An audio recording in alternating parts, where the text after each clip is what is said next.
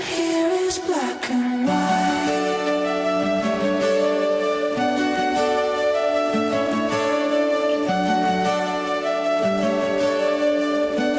Nothing here is black and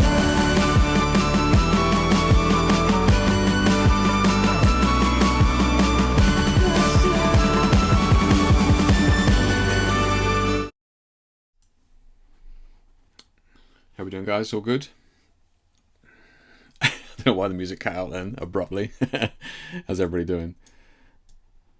Everybody's week off to a good one. And yeah, it did just stop. That's weird. Okay, who knows? Run out of wherever it is, SoundCloud credits or something. Let's have a look. Make sure that doesn't come back on. Yeah, how's everybody doing? Let's see what we got in here. And what we got. Vlad, how you doing, mate? How you doing? Good to see you. Jamie, good to see you, mate. Glad you could make it. Got that book out yet? Ready to go? Paul, how you doing, buddy? Sin, evening, mate. Ed, good to see you, man. How's the gel shoots going? Going good? Burnt those softboxes yet? Paul, mate, how you doing? Steve, how you doing, mate? Good to see you. Looks like, yeah, microphone's working good. Looks like it's kind of working. Yeah, going well, man. Nice, Ed. Nice. You bought any umbrellas yet?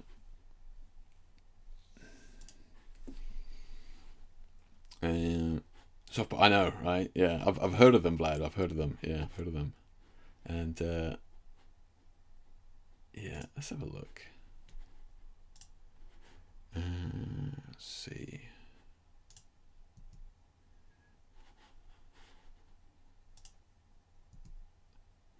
So Ed sent me this video. I'm sure he'd be fine showing it because he's not talking and he's not in it. But of this, it's nothing weird. I swear. Right, where his softboxes have this disc in it. It's like diffusion disc, like a beauty dish, right? So he's got this cool strip box that does that. Have you guys? Has anybody else got those? Has anybody else seen those? Like by Photo Studio Solutions or whatever. I've not actually seen those before. I mean, obviously it's certainly possible to have them, but yeah, I've certainly not used them like that. Yeah, have you guys got any, or have you know where you know of a decent place you can get them?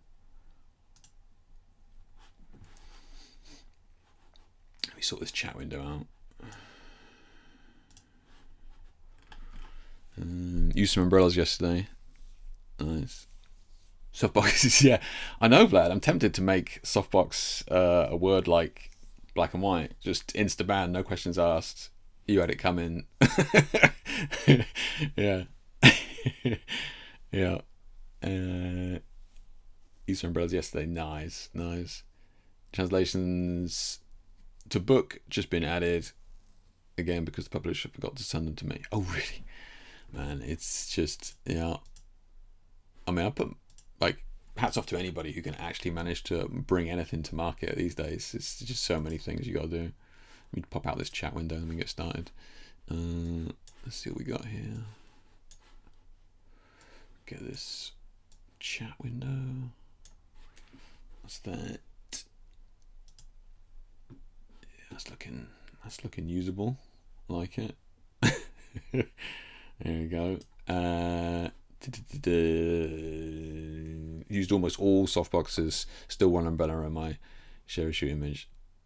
I still use almost all softboxes still, really. So Paul, why is that? Because I guess I know your space is like, and it's not a massive space. Is it to do with that, or is it to do with just easier, or like it's just what I've always used, or why? Just out of interest, James, how you doing, mate? I've seen Westcott Beauty Dish Softbox by Manny Ortiz. Oh, okay. Have a look at that. Yeah. Alessandro, how you doing?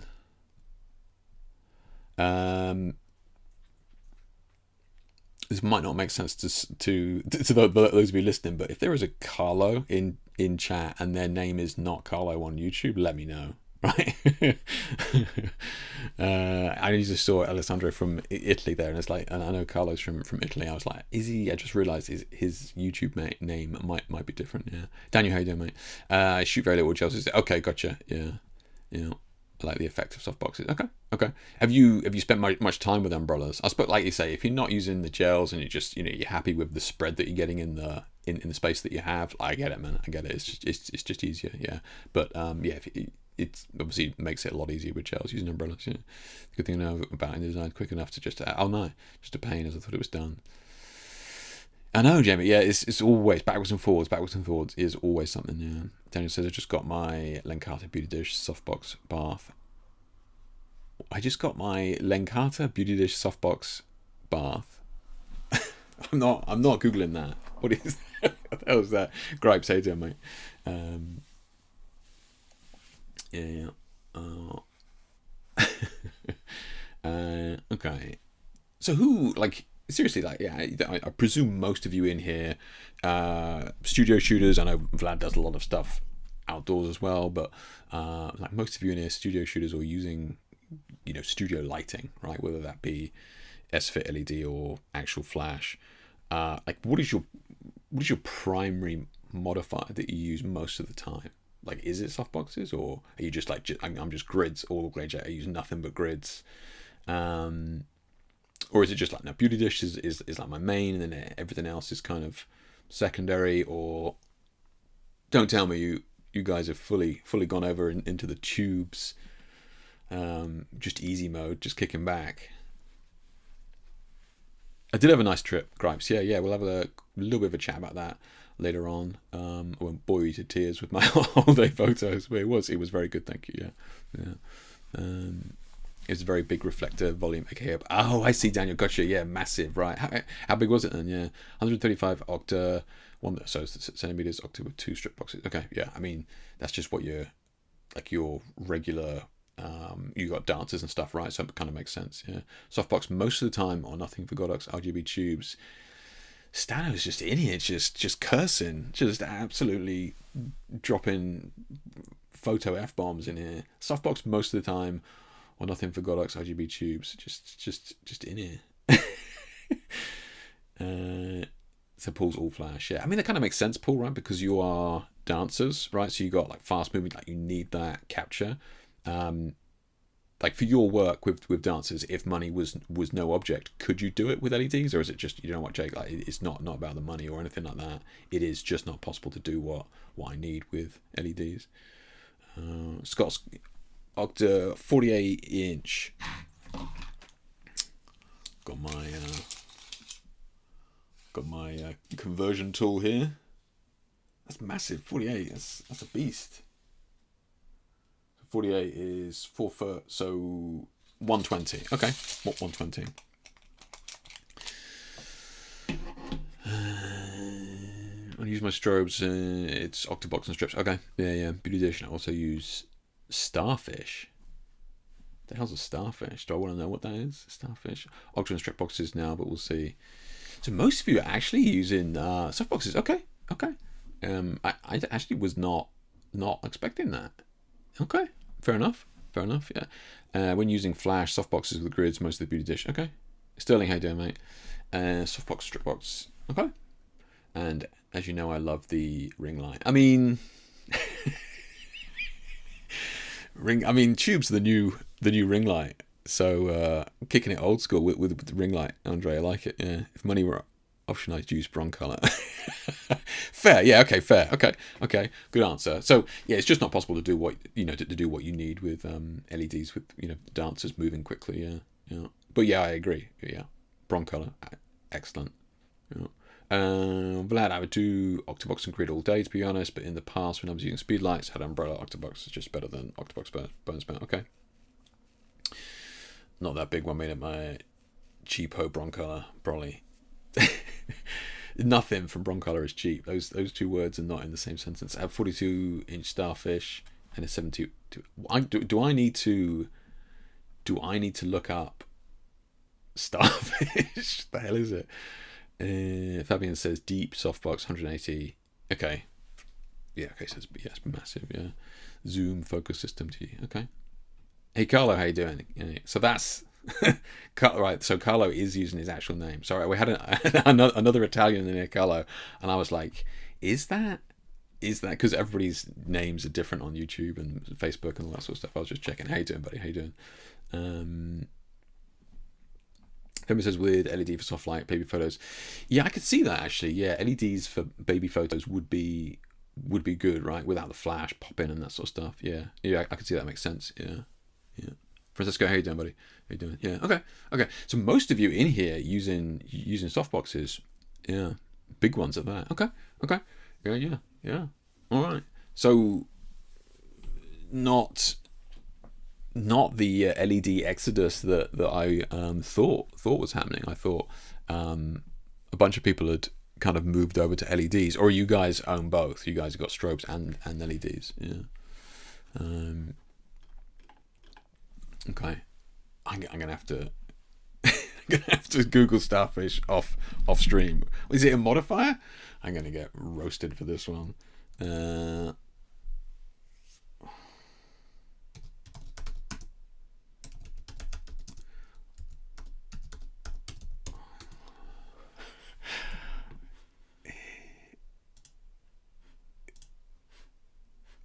So it's not a starfish then. What is it? I so got baited into that. Fabian says both. Yeah, James got both. Okay, so a bunch of you actually just got both. So Paul's only got the strobes. Yeah, I mean, okay, that's fair enough. Yeah, Ed's got both. Okay, don't think you can find it. Okay, I would not have dared to Google that with a screenshot. I was like, this is going to be a short stream, or or I'm being baited. Yeah, I had them over 4 years. Over I've had 4 of them for over 30 years. Okay. Okay.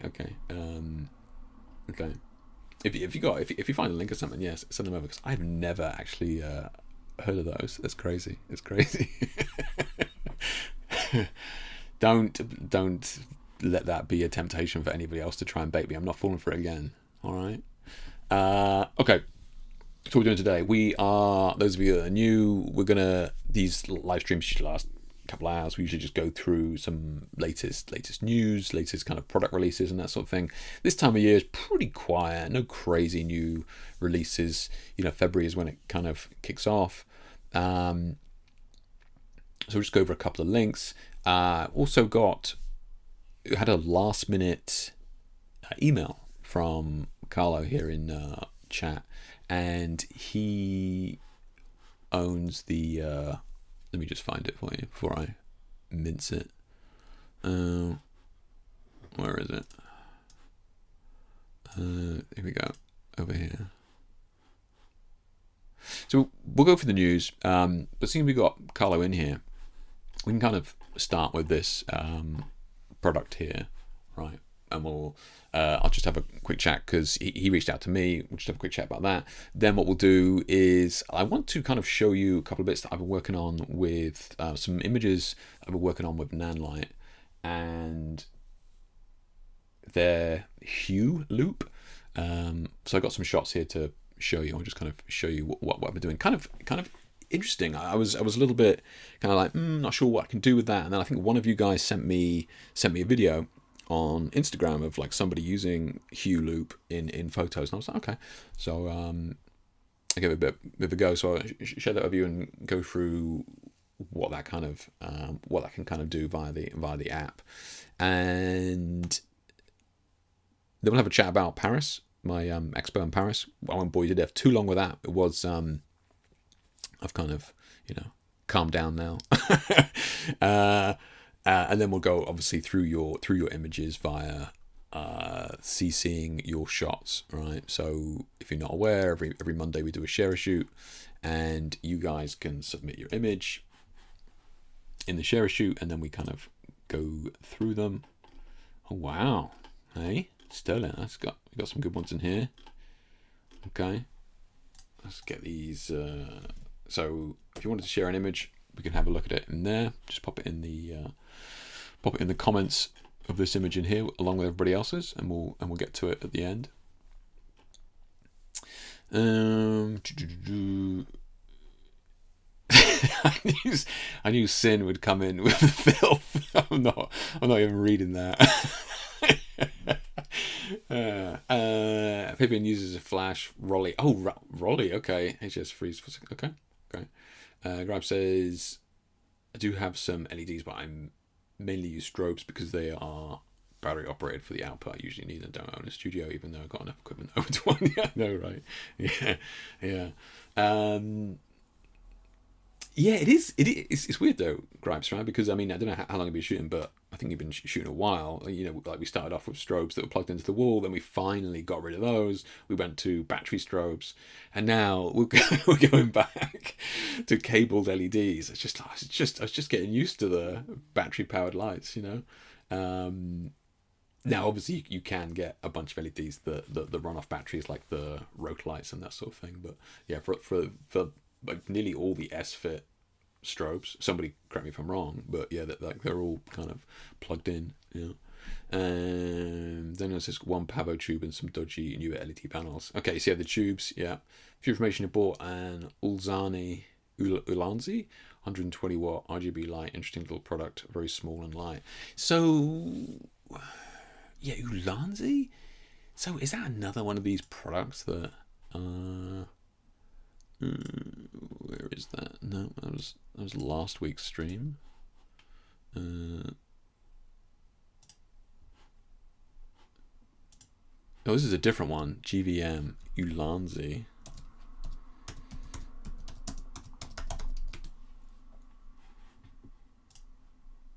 So they just kind of what budget? Whee! Get in there with the pop-ups. Oh my god, please stop it. Nice. Okay, so they're kind of like the budget. So what, 200 watt, $60. I mean, tough to argue with that, right? Yeah. So you got the what, 120 watt. Okay, and these are tiny as well, right? These are absolutely. That's the 121 there for $36. That's wild, man. That's crazy. I mean, they're practically disposable at that point. That's crazy. I mean, that's practically in your pocket. That's the bracket there, and it is proper S-Fit as well. So this is just bicolor for, yeah. So there's just bicolor RGB mount. Or is it RGB? So is it both, or is the RGB is more expensive? Okay. What the hell? So what was that pricing going? It goes up a lot. Only one light. Okay, well, anyway, interesting. Okay, so just one of those brands. So I was gonna ask you guys about this. This was because I keep being advertised these guys, and I'd never heard of them. Have you guys heard of these guys? GVM. They look similar sort of thing, like S-Fit LEDs, but never heard of them. Presume, respectively the Asian market, right? Just Chinese LED lights, I'm guessing. V mount 400. So what's this bicolor monolight? What bicolor? Oh, there we go. It's the full color ones here. So full color, 300 watts, 660. I mean, they're not like that's not cheap. You know, you can get this monster for a little bit more than that from Nanlite. Okay. Yeah. Vlad says, yeah, Ulanzi is a huge accessory brand, of course, from China. Yeah, gotcha. Figured. Yeah.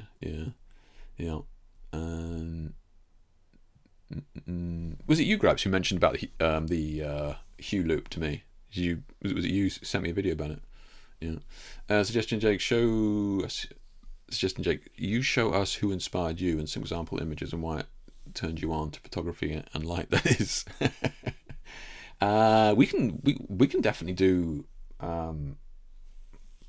a stream on that, more dedicated to that, absolutely. But if you just want the cliff notes, like Nick Knight is arguably, in my mind, like one of the greatest photographers of all time, and he was certainly my inspiration growing up, late 90s. what he was doing with color back then on film was nuts. Yeah, yeah. I think I did I think if I can grab it, let me just real quick. Studio lighting, training books, unlocking a style, email, and then so this is a free PDF that I do. If you message me afterwards, and I can buzz you a link to it. But yeah, here you go. So this is like some other stuff here. So this PDF goes into how you can kind of explore what inspires you and that sort of thing. And so I already had examples of Nick Knight, Nadav Kanda, Bruno Diane, and that sort of stuff. So I'm going back a lot of years, but this is like, look what Nick Knight was doing like 40 years ago or something. Not maybe not 40 years ago, but definitely 30 years ago. Is wild, yeah, absolutely wild, right? And you can definitely see the subconscious inspiration I took from him during that time. Yeah, it's nuts. Yeah. Guy's an absolute legend, and he's still going strong today. I mean, he's obviously famous for this, and for this sort of work, and he's definitely gone off on a tangent now. But that's the creative process. Yeah, that's fine. Yeah. So yeah, just the eye level thoughts. Nadav Kanda, excellent, incredible photographer in terms of portraits. He would do wild, crazy, like long exposure portraits of people like David Beckham in his prime. You couldn't even recognize him. I was like, what a legend. Yeah, he just didn't give a shit. Yeah, it was good. Yeah, Nadav Kanda and Nick Knight, definitely. And then Bruno Diane as well, later on.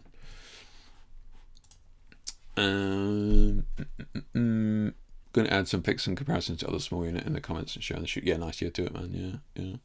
So Stano says I have their tiny fogger. It's cute for small. Oh, this is the Ulanzi. Yeah. Isn't everything from China nowadays? Yeah, it's kind of what is it that Apple says? It's like designed in, what is it, like design or like made in China and like, assembled in California or however they say it. Yeah.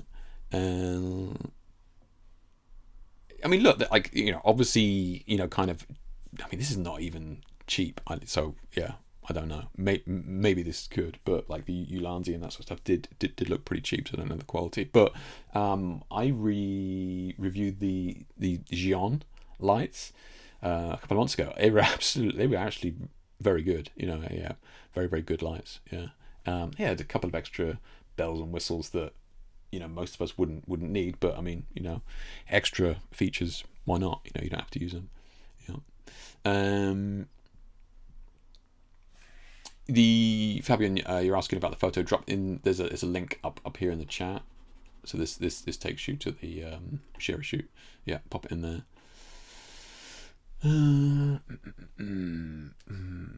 Mostly focus on mounting solutions, which are excellent. Okay, so you've got a bunch of their stuff, lad. Yeah, or GMW is decent. Okay, so these guys are good then. Okay, I was going to say because the prices say that they're like, okay, yeah, these aren't crap. Yeah. Or are you saying? I think that was talking about super budget, mostly focus on mounting solutions. Okay, gotcha. Yeah. GVM is a couple of years in the LED market. I've heard some good things, but never tried any products. Yeah, same. It kept popping up, and I was like, is this just another one? But apparently you guys are saying they've been around for a while and not just bad.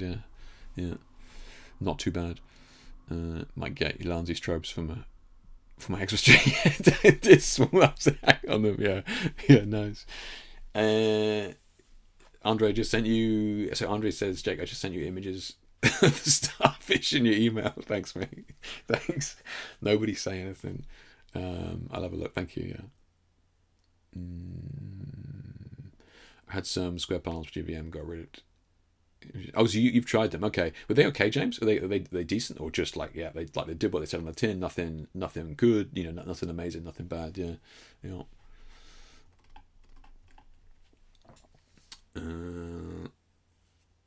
Yeah, no worries, Daniel. Yeah, no worries. Yeah. Crazy. Added those images to the comments on the Zero Shoot Lounge. Okay, I'll check those out. Apple says designed in California. That's it, Vlad. Yeah. That's only 150. Oh, so 155 for what you got, which is the 120. Yours was just bicolor. It wasn't RGB though. I believe during Black Friday, GVM was doing buy one get one free. Really, Gripes? Okay, good shout. All right, I'll have to try and remember that for next time. Point people towards that if they're interested. Let me just check the share shooting here. People added some bits in there.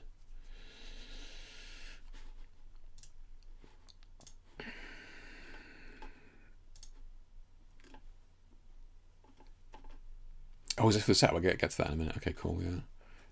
So Sterling's got the Ulanzi 120 watt RGB 100%. Okay, Ulanzi 120 RGB. So it is RGB for that price. Okay, that's good. That's a crazy price. Yeah, 100%. 1,400 comparison to the Shure photo computer. What's used similar? Okay.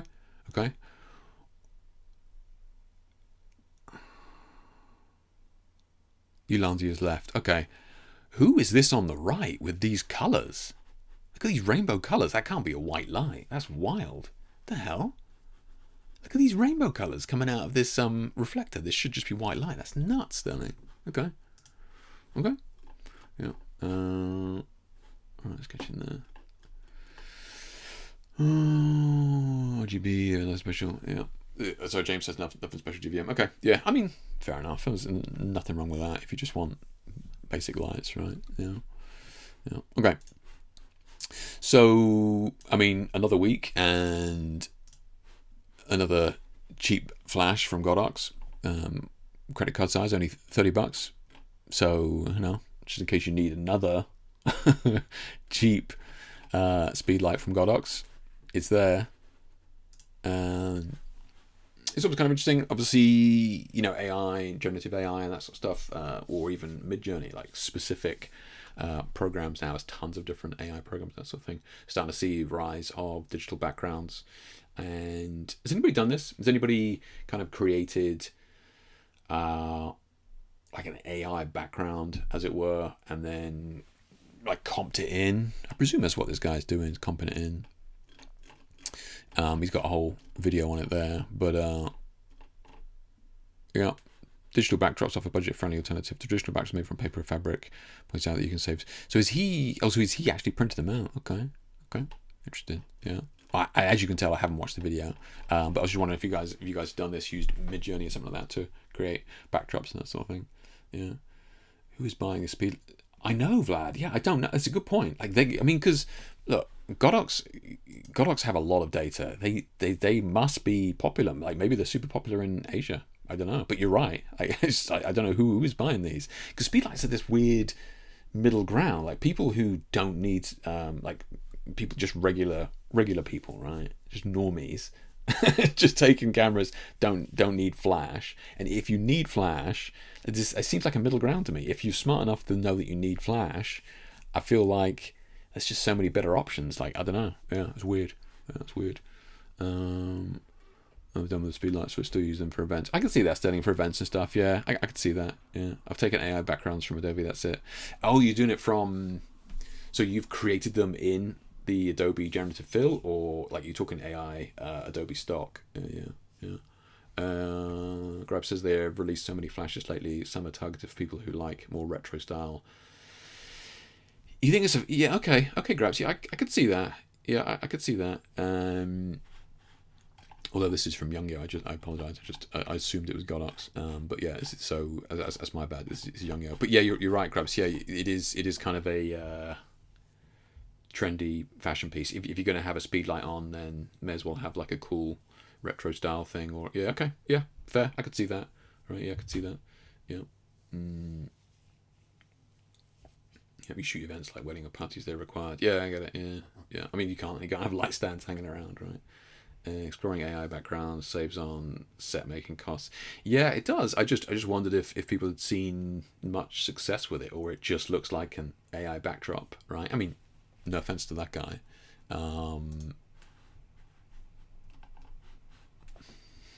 Yeah. Is he actually? Is he printing those out?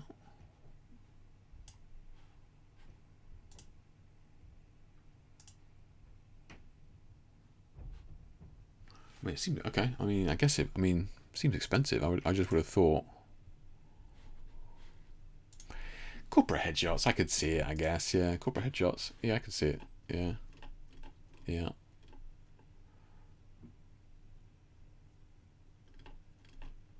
Cost effectively, digital backdrops offer a budget-friendly alternative to traditional backdrops made from paper or fabric. Raphael points out that you can save significant money by creating custom design digitally, needing only to access software tools in Photoshop. This opens up opportunities to produce high-quality creative backdrops without financial constraints. Although the ever-increasing price of eventually investing in physical backdrops will be a more affordable option. Okay, still can't really. Yeah. Okay. So no. Yeah. Yeah. I guess if you're shooting for it, I mean, sky replacement in Photoshop is pretty good. I mean, it's pretty cool. You could almost automate that now as well, right? Yeah, yeah. AI Adobe Stock. Okay, yeah. I use speedlights a lot in the past. Still have like 4 of them, but I would buy one. I would use legit one, not a tiny one. Okay, yeah, not one of those. One of the actual Matchbox ones. Yeah. Mine looks fake because it's usually done with fantasy artwork. Yeah, okay, Jamie. I mean, I kind of that's kind of different, right? Because it's, I mean, it has to be created. You can't just like that. There's no alternative to the castle and bats and cobwebs or what I don't know, werewolves and stuff. Like, yeah, exactly. Yeah, I mean, okay, it's I think that's totally fine, right? Because there's no alternative to it. Yeah. Yeah, I think he just puts them in Photoshop, no printing. Yeah, that would be my guess, Gripes. That would be my guess looking at this, yeah. Especially down there, as he says about printing. But yeah. Yeah, I have like 7 or 8 of them. I have 3v1s that I use now. Or no, I guess. I think you could be right, Gripes. He's put them in there. Could someone recommend a good on-camera flash, please? Sony A7R portrait fashion shooting. I have no idea, I'm afraid, Daniel. Yeah, it's been literally 25 years since I've used a speedlight, so but there is plenty out there. I think like the popular one at the moment is the circular one. Obviously Godox did a rip-off of the Pro Photo one. If somebody knows the name of that's supposed to be pretty good. Yeah, anybody want to know speedlight? The timing of that. These backgrounds don't look great, like zoom backgrounds. I know, Daniel. Yeah, look, yeah. I mean, maybe there's a time and a place for it, right? If you got to shoot crap at a corporate office, it's better than the cafeteria wall, right? Yeah. Codex V1, maybe if you don't want something affordable. Yeah, if you want something affordable, cool. There you go. From Gripes says there. Yeah, Codex V1. Nice one, Gripes. We did get a decent light announcement this week, though, in the form of Westcott's FJ800 and FJ400. So I saw a lot of people kind of discussing this and going, oh yeah, cool, like more power, exactly what I need. So I presume this is people who were using 500 watts, right? And because there's a million and one 500 watts out there, but it kind of a weird one in terms of power. It kind of jumps up to like sometimes 1,000 watts, sometimes 1,200 watts, that sort of thing. So a lot of people kind of happy for this extra power. Has anybody used these Westcott lights? Because I mean they used to be made by Jinbei or something. They used to be made by again, Chinese lighting company like that. So they just put their name on it. But a lot of people seemed very happy. A lot of Westcott fans out there, which is great. So Westcott announced latest strobes, the FJ800, $1,000. Okay, yeah, okay. You got to remember, right? So 500 watts. If you had a 500 watt strobe now and you were like, oh yeah, 800, that was good. To get one more stop of light from your 500 watt strobe, you would need to go to 1,000 watt strobe, right? So it would be the difference between you shooting at 100 ISO or 200 ISO to go to 1,000 watt strobe. So you pay a lot of money for that extra stop. As soon as you go above 500 watts in these monoblocks, you pay a lot of money to get that extra stop of light. So the 800 here, well, so 500 to 750 would be half a stop, right? So this is just over half a stop of power from the 500s. It seems like you pay a lot of money, right? For one. So okay, so they've got the 400 and 800 here, so one stop apart. Yeah, so you're paying a lot of extra money for that one stop. Only the same with lenses, right? If you want to go from 2.8 to f2 or 1.4, like you start spending a lot of money to get those one extra stops. But yeah, I know nothing about Westcott lights. I've never used them, that sort of thing. But I did see a lot of people kind of excited about this release. I mean, it's cool, more flashes on the market, more competition. Yes, that's all good. Nice screen on the side there. Looks pretty straightforward. Pretty, I mean, dare I say, bare bones. But then, flash is a flash. You don't need all that nonsense, do you? Really, if you just want to take pictures. Yeah. There's a new Godox V100 I'm looking at. So I think Steve's talking about speed lights for Daniel. Those are full manual, if I remember correctly. You need TTL for events. Oh, true. Yeah. Westcott products popular in the UK because I've only seen people use Westcott equipment in the US. I have never ever seen one here, Gripes. Yeah, no, ever, never. I mean, I think it's like who sells them in the US? Is it out of, like, is it an Adorama spin-off type thing? Yeah. But yeah, I agree. I don't think you can get them over here. Same with Einstein's. Yeah. Has anybody seen like an Einstein light over here in the UK? Yeah, I mean, I tried to get one years ago because the flash duration is incredible, like just super quick flash duration, and they're really difficult to get over here. And by that I mean almost impossible. Yeah. I don't know, Adorama, B&H, something like that. I guess I've never seen Westcott gear in Europe. Yeah, exactly. Yeah. I use a softboxes, camera gear, cameras, and data from Westcott. Okay. Oh, you use stuff from Westcott here then? Really, Paul? Okay, fair enough. If anybody else has got any more links to kit and stuff that they've seen in the last couple of weeks, then let either me or Vlad know, and we can pop a link in the share a shoot, and I'll grab it. But yeah, I mean, yes, I've been busy the last couple of weeks, so I haven't really been following the news too much. But this is always quite time of year. Obviously, last week saw the price changes for Adobe packages like Photoshop, Lightroom, and that sort of stuff. Last Tuesday, so a week ago today. So I put out an article last week about kind of upgrading to an annual subscription to kind of lock in your prices and that sort of thing. Fine. I think most of the fear mongering was in the US. I didn't see any sort of clarification of European prices and UK prices, as somebody pointed out to me. But I was like, damn it, to hell with it. I'll just buy a year subscription just in case, just to lock it in. So the other thing that happened last week as well was the credits, right? So somebody, I think Brett J pointed this out to me on Facebook earlier, which I had not seen anywhere or heard about, and he was like, yeah, you realize you got your credits now every time you use generative AI, and I was like, I did not know that. So thanks to him for pointing that out. So that happened last week as well. So Adobe started enforcing generative credit limits on selected plans on January 17th. So last week, right? So that all went ahead last week. And sort of down here, let's have a look at some of these. Let's have a look. So here we go. So this is the credits that we now get per month, right? So Creative Cloud single app, you just get 25. So if you just got Lightroom, you just get 100.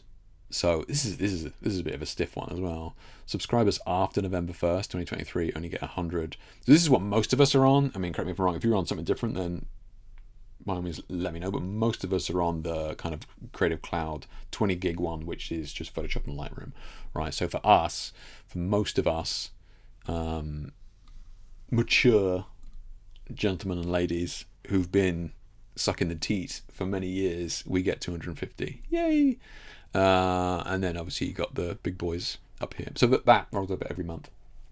So it's like, okay, I mean, I've been using Photoshop ever since I got back from Paris, getting some edits done, and I have not seen, I was trying to get rid of a colorama that I clipped across the top of the frame, and I was like, I've definitely used generative AI to do that, and I've not seen anything about that. So it does seem to be kind of tucked away a little bit, which I wasn't aware of. So if you open up your account, hopefully I'm not doxing myself, and like up here, you can't see it, there you go. So up here, like right up here in the top right, my email address is fine, yeah. So it's in there. So So monthly generative credits, 234 of 250. So if you wanted to see how many you've got, and obviously you can buy more, that's how you find it up there.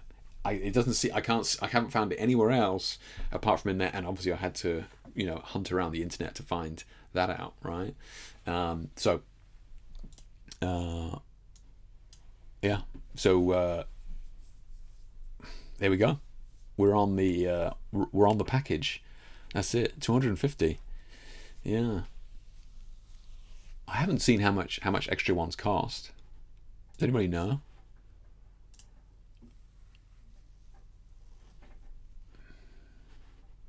It didn't even let me. All right. I'll have a look next time. Yeah, I'll let you know. Oh, look at all these flash buggers in here. 1200 for 500. All right. Money bags. What's it like? I see. So what do you guys got? So you're on the... who's got the 500? You get...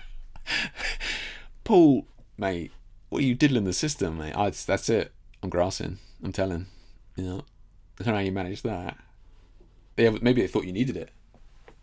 Just saying. Just put it out there. What else we got there? I think Seattle got 60 quid. Oh, nice, Paul. Yeah, no worries. Yeah, I mean, like, to be fair, I completely forgot as well. It was like just literally did it the week before. Yeah. I'm on the enterprise account, so I think I have access to 200 a month. Bloody hell, you guys. I mean, you guys don't even need to pick up the camera next month. That's it. It's all just churned out. You got the credits. When I switched my Adobe CC from monthly to annual, I had to cancel and resubscribe, but could not upgrade or change the subscription plan. Now I only get 100 credits. Oh, really, Ed? Oh, bastards. Gotcha. Yeah. So they class you. Oh, that's cheeky, man. Yeah, that's cheeky. Because they're like, ooh, subscribing after November 1st, 2023. Sorry, yeah, I only get 100. They're bastards, man. Fuckers. Yeah, I didn't think about that. Like, so I had loads of messages from people, emails and messages from people talking about like them having problems with it, and like my Adobe doesn't say this. All the regions are different, right? So I tried to help out as much as I could, but I literally cannot see what you see in your region. And I know some people had to get in touch with Adobe customer service to kind of do it manually, like Ed was saying there, and then get stiff like that. That's annoying, man. That's annoying. Yeah. Adobe as a big dinosaur dominant, the train will die during the AI-driven extinction event. Excuse me, guys. I think they're hurting for cash. I really do. Yeah, I think they're hurting for cash. That's right, Ed. Yeah. A lot of people had to do that, and I bet you they didn't tell you that was going to happen. Yeah, there were several people that I spoke to that had to call, and I bet you that's what happened to them as well. That is annoying, man. That's annoying. Somebody find out how much they cost. I really don't want to open this up on stream in case it shows my account. But if somebody could find out how much it costs to get extra ones, I'd be interested. Yeah. Daniel, I think Adobe spent many millions on buying stock images to feed their AI software. Right, they couldn't just go, cool, we'll just use Midjourney or whatever, or they had to make their own AI software. So to do that, they needed millions of images and quickly. So they spent many millions on buying those images, which would have been a huge kick in the pants, budget-wise, the last couple of years for them. So I think they're hurting for cash for sure. Yeah. Yeah, I couldn't Sterling. Yeah. I mean, when I clicked on buy more credits, it didn't even let me. So I'm just gonna leave it at that. Yeah, I got $1 for those millions. I was thinking of you when I said that. Yeah, I was thinking, mate, it's what's it like being a small cog? It feels good. Yeah, the button does nothing for you either, right? It doesn't do anything for me either. Yeah, I don't know. I don't know how you get more. I'm sure they will take your money, but yeah. Okay, so Just be aware, guys. I wasn't aware of that until Brett mentioned it to me earlier on in the week that we're now draining the credits, and it certainly doesn't tell you in the Photoshop app, as far as I can tell. So if you need to see where you're at with that, there they are. This is kind of cool. So this was this is always something that I've always been kind of a fan of in the background, is infrared photography. Has anybody here shot infrared photography? Whether that be with filters, over the lens, changing like the chip in the camera, or removing some filters in the camera. I thought about doing that, or infrared film and that stuff. Anybody shot with it? Because it's really cool. Yeah, it's really cool. And this site's got some beautiful. Let's have a look. Beautiful images on there. Infrared stuff. Yeah, that looks so cool, man. Yeah, because it's like the water just goes black. Yeah, look at these.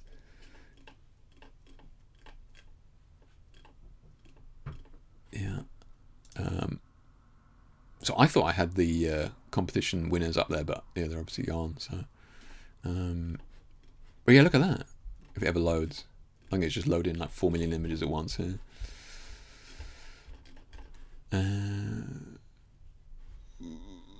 Was it in the blog? Recent stories. Winners. About the contest. The winners. Oh, it's videos and stuff. Okay. Oh, first place. There we go. I feel like that's been juiced up a little bit. It's just had a little bit of a stroke from Photoshop, maybe. But I mean, it's a cool shot. That's kind of cool. That's not black and white. All right. That's kind of interesting. Yeah. That's the dog scratching. It's all right. Just. Yeah, these are cool, man. These are cool. Yeah, I should do it. I've got a bunch of old digital cameras here that I don't say. I should convert them to or convert one to infrared and play with it. Yeah. Oi! Stop it! Bloody dog.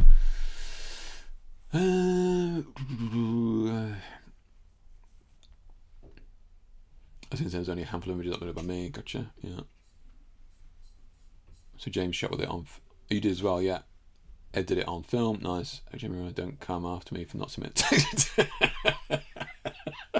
Wait, I'm gonna have to delete the stream. Get that VOD. Yeah. You got a converted camera. Nice. Okay.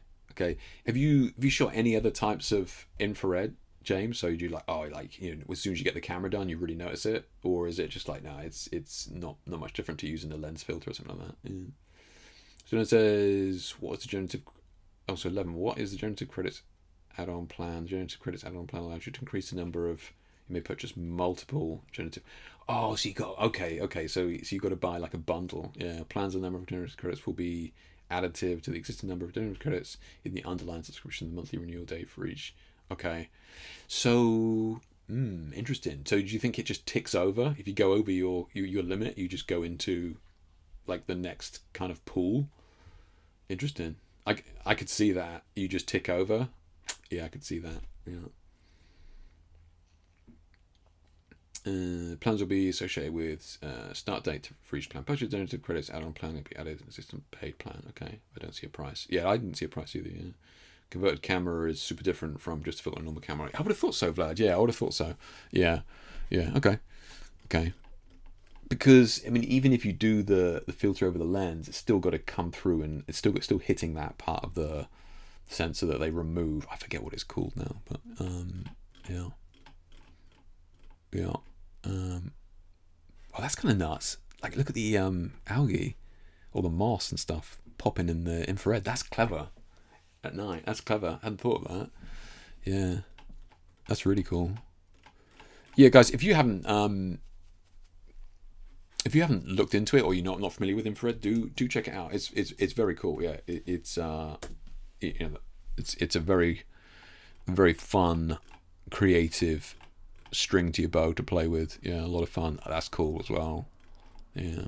Anyway, I'm getting sidetracked. Definitely check it out. They got some good stuff there.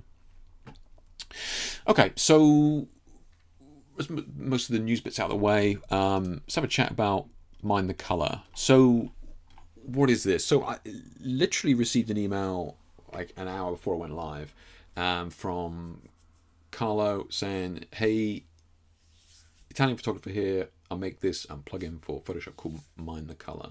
And, if you're interested in checking it out, loaded it up. I was like, okay, looks like it's got some, looks like it's got a lot going on in there.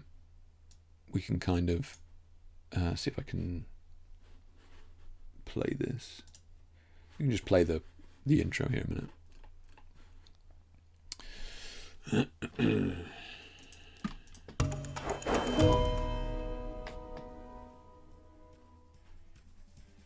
After years of intense work, we are thrilled to announce Mind the Color 2 Basic and Mind the Color 2 Pro.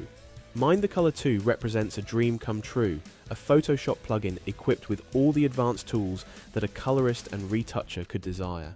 At last, color analysis tools like the vector scope, waveform, waveform L, and parade update in real time, ensuring immediate and precise feedback. Moreover, extraordinary tools such as curve hue versus hue versus saturation, hue versus luminosity, and luminosity versus saturation offer advanced color correction capabilities, allowing for extremely precise and intuitive refinement of the image's color. So look, this is obviously a very, let's be honest, nerdy plugin for color, right? It's obviously got a lot of kind of in-depth fine-tuning adjustments in there, and I'll pop a link in chat, here now if you wanted to check it out. But so Carlo was saying, let's have a look. So we got some of the things down here. So this is kind of I had a conversation with somebody, Ed. It was you actually, Ed. I'm sure it was you. You said you DaVinci Resolve or whatever it is. In there, they have like the vector scopes for color, right? And you said that it'd be cool if there was some way to be able to access that in Photoshop and that sort of thing. I was like, yeah, I wasn't aware of it. But these, I mean, as we saw in that intro video, kind of brings that in, right? I think they show it here. Yeah, like here, and which is not something that I've kind of played with because it's not in Photoshop, but I've always heard videographers absolutely swearing blind about the vector scope. Sorry, vector scope is what I meant. And yeah, we've been swearing blind by it. It's like, oh yeah, you got to, it's just so much control. You can see what you're doing and that sort of stuff. So I was like, okay, never really been of interest to me for video. So I am kind of interested as to how this comes out. The other thing they've got here, which is kind of interesting for so like obviously the basic retouch stuff you can do in Photoshop anyway, and contrast stuff. Lab colors is pretty specific. Sorry, I was clipped off the bottom of the screen there. So lab colors is pretty specific, but you've got your luminance and then A and B, which is what, magenta green and then yellow blue or something like that. And I've only used it a couple of times, but very, very powerful if you kind of wanted to get into it. So basically lab color is in Photoshop now. This is kind of just making it a little bit easier for you to kind of control and use. So it's kind of interesting. Color wheels, we're all kind of familiar with this style, right? Which is the shadows, midtones, and highlights, right? And like we see that in Lightroom, right? And I think it's like in Camera Raw as well. You can kind of adjust the colors of that. So this is kind of like a heavy-handed approach to color toning, but most of us are kind of familiar with it. It's worth noting as well that Carlo is in chat here, and if you've got any questions about this or queries about this, then fire away because he's here right now. He's given me a link to test it out. I was like, I'm not going to get a chance to download and install it before the stream, but I'll definitely bring it up, see if anybody's used it, see if anybody's got any questions on it, and so I'll give it a go, and then maybe the next stream or whatever we can fire it up and see what it can do. But this thing here was kind of cool. I've seen this before, and whether it was through Carlo or not, but this kind of spiderweb way of color grading is like visually makes color grading very easy, right? Because what you're essentially doing is right here. You can see at the start there, right? So you grab any point on this spider web, and then you can drag it to wherever you want. So I want this bright purple, which you'll see. I'm going to drag that point to somewhere else to make it that color, right? So he's dragged it down there to the green, or to the taupe or whatever, and that's what you can get. Now, this is really useful because each one of these nodes in this spider web you can use, right? So if you wanted to just grab this node here and pull it, so I just want the light colors, right? I just want to maybe I actually just want to bring the light colors more towards like the blue. You can do that. What's kind of interesting about this spider web is that, as you can see, when he moves it, it's all connected, right? So what I mean by that is that these other colors are being affected as well, right? So it's more sort of fluid and dynamic than just yanking red around and that sort of thing. So I'm kind of interested to see how this plays out, because you can start pulling around these spider webs, and it's for visual people, because people always go, Jake, the color mixer that you use seems really powerful, but it doesn't seem to make any sense to me, and that's fine. So I think this is kind of a clever way of playing with color grades. Yeah.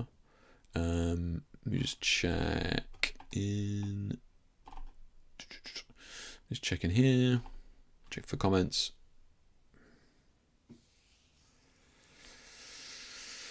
Let's see. Lumen versus sat curves. I want it now. Okay.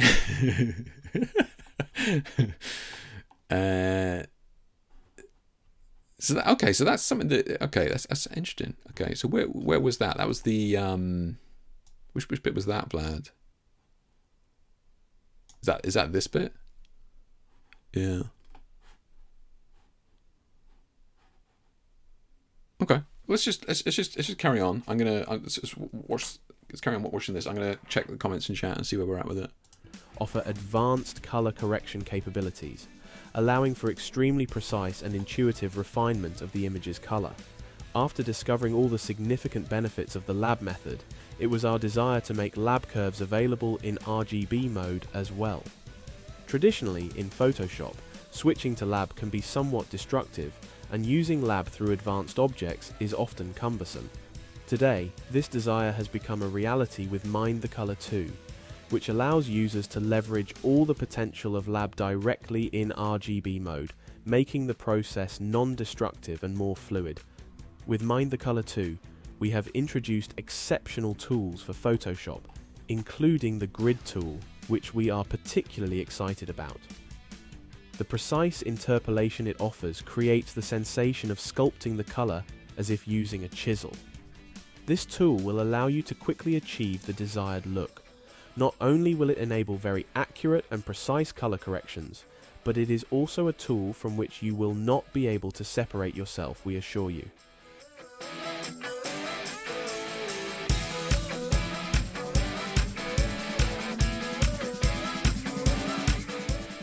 But the innovations do not end here. Some are absolutely unprecedented for those who use panels in Photoshop. We have introduced luminosity, hue, and saturation masks, selectable through curves, which offer an infinite variety of selection types. This method allows not only for extremely precise selection, but also for complete customizability, perfectly adapting to the most specific needs. Thanks to curve manipulation, each user can decide the softness of the selection, making each color correction unique, precise, and fluid. The heart of Mind the Color 2 is the algorithms enriched with extremely fluid interpolations, which incorporate advanced color methods such as HSLUV and HSP. These methods, which mirror human perception in addition to the standard HSL and HSV, are fundamental for color professionals. By working with these advanced methods, you can achieve the desired color much more quickly and accurately, facilitating an intuitive approach to color correction that helps artists visualize and modify colors so that they match their vision exactly. There are a myriad of updates, including color wheels designed to deliver exceptionally soft results, and improvements in the tools already present in Mind the Color 1, such as Curvum and Contrast D, which are now also recordable in Actions. A doubled retouch panel, an export section, and many utilities regarding LUTs complete the offering, which we invite you to discover. We feel that such a complete color tool did not exist as an internal plugin for Photoshop before. With Mind the Color, you get the feeling that everything is at your fingertips, from retouch tools to all possible tools for color grading. Being integrated into Photoshop, Mind the Color 2 becomes an explosive combination. We are in front of a true technological gem. Mind the Color 2 is the perfect tool not only for advanced users, but also for those who want to continuously improve, offering everything necessary to transform their photos professionally. Discover how Mind the Color 2 can elevate your artistic and professional journey.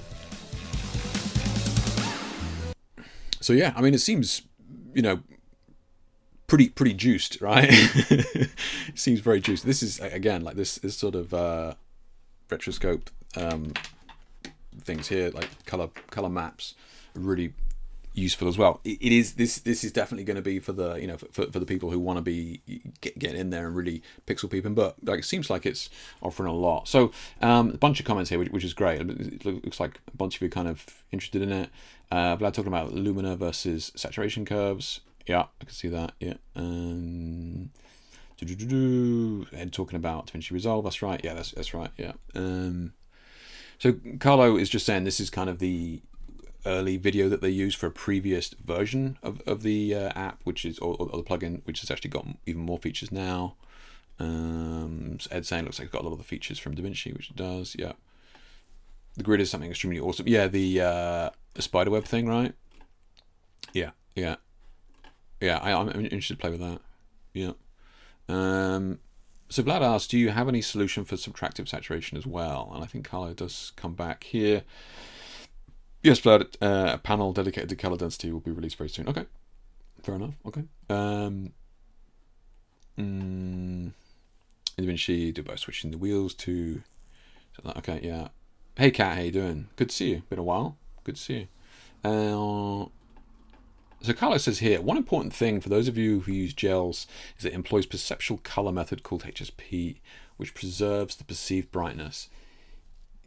That's actually really interesting. I've just been looking at that recently. It's kind of a broad topic to go over here, but it's kind of looks at. I mean, it's almost like dominant and recessive colors, right? The perceived brightness of them. You know, in the past, I've kind of turned images black and white to show you like the different, you know, depth that an image has with color, and then when you turn it to black and white, it's kind of neutral. This is kind of interesting if you can kind of manage that, because you in theory you can kind of guide a viewer around an image just by playing with that, which is kind of cool. Yeah. With the grid, you select color by the hue and saturation at the same time. That's true. Yeah.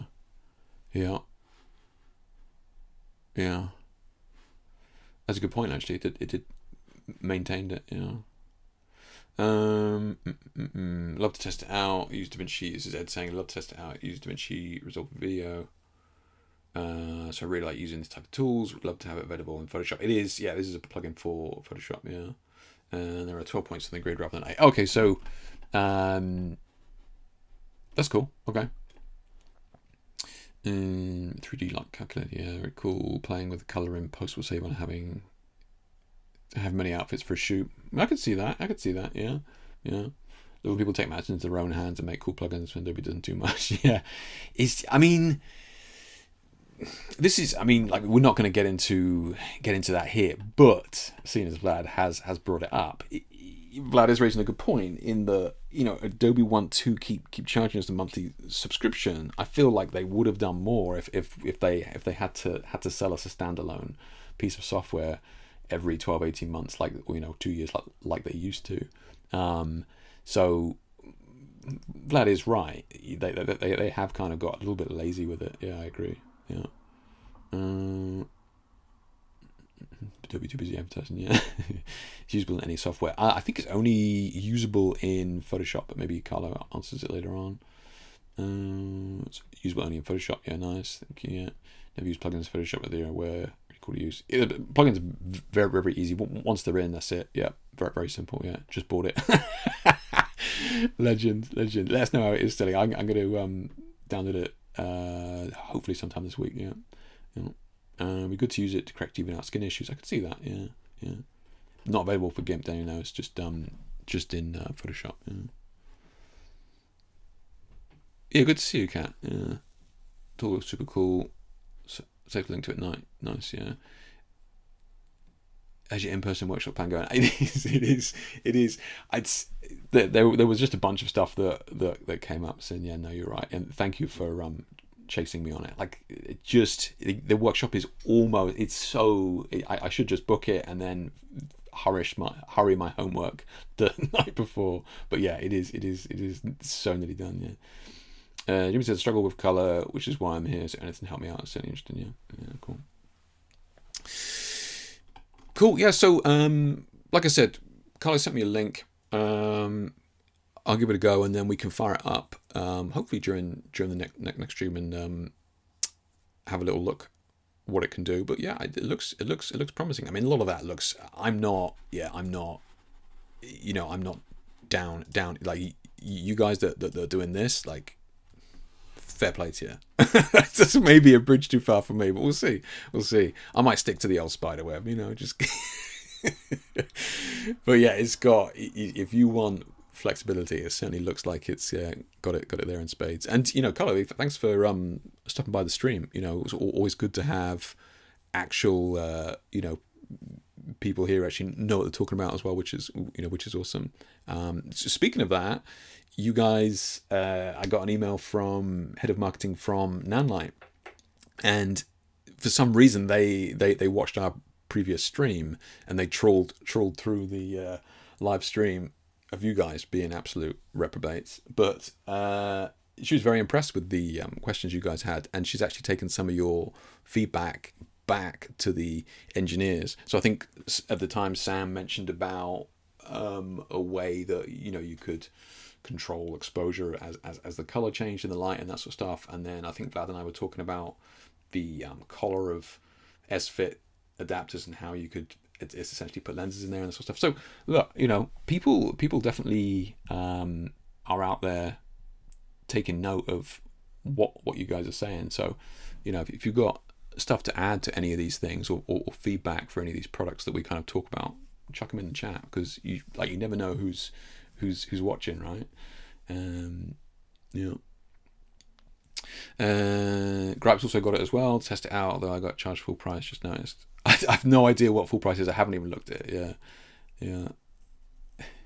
You can't draw drops. So yeah. So sat versus luminance curves is super useful for emulating film because film is less saturated in the shadows. Oh, that's why, Vlad. Clever boy. Okay, like it. Yeah, I like it. Clever. Yeah, makes sense. Okay. Yeah. Okay. Well, like I said, I don't know how much it is. All the difference between the basic and the pro. Carlo, what's the difference between the basic and the pro? Yeah. Is it a huge difference, or just get the pro and be done with it? Yeah. I just checked and the pro price is almost the same as the basic price. Okay, so get the pro then. Yeah. Okay, so I mean, like for a powerful plugin like that, I okay, it seems fair. Yeah. I even have some Lightroom stuff to drop on saturation. Okay, so well, it looks like you guys will be absolute pros at it by the time I get to play with it during the next stream. So maybe you guys can teach me how to vector scope or whatever it is, or rotoscope or whatever it is you guys are doing. The price includes the taxes, the Gumroad ads. Oh, okay. Currently it's promo 97 plus VAT. Okay. Yeah. Oh, because the pro is on sale. Ah, clever. Cool. All right, guys. Well, let me know you get on with that. Carlo, anything else you wanted to add before we kind of move on? I think I'll play with it when I get a chance and kind of offer my feedback then. But all looks good, right? Yeah. is there a link to good product learning? You mean in terms of this? I think he has courses here. I've no idea whether they're. I mean, they're in Italian. You just need to brush up on that. You'd be fine. But yeah, Color knows what he's talking about. I checked out his Instagram before the stream, and his images are, gorgeous. Yeah, colors, understandably, are looking good. Yeah. Where's Color? If you're still here, where's the best place to learn about, like, in here, tutorials? Just in here? Okay. Looks like there's some bunch of videos there. Okay. Oh, there's a bunch. Okay, cool. All right. Yeah. Nice. Okay. This is my tutorial in English on the grid. Oh, really? We're here?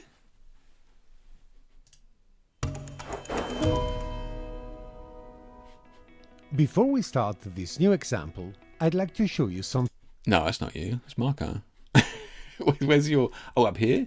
That's you? Let's start with a classic. No, it's Marco.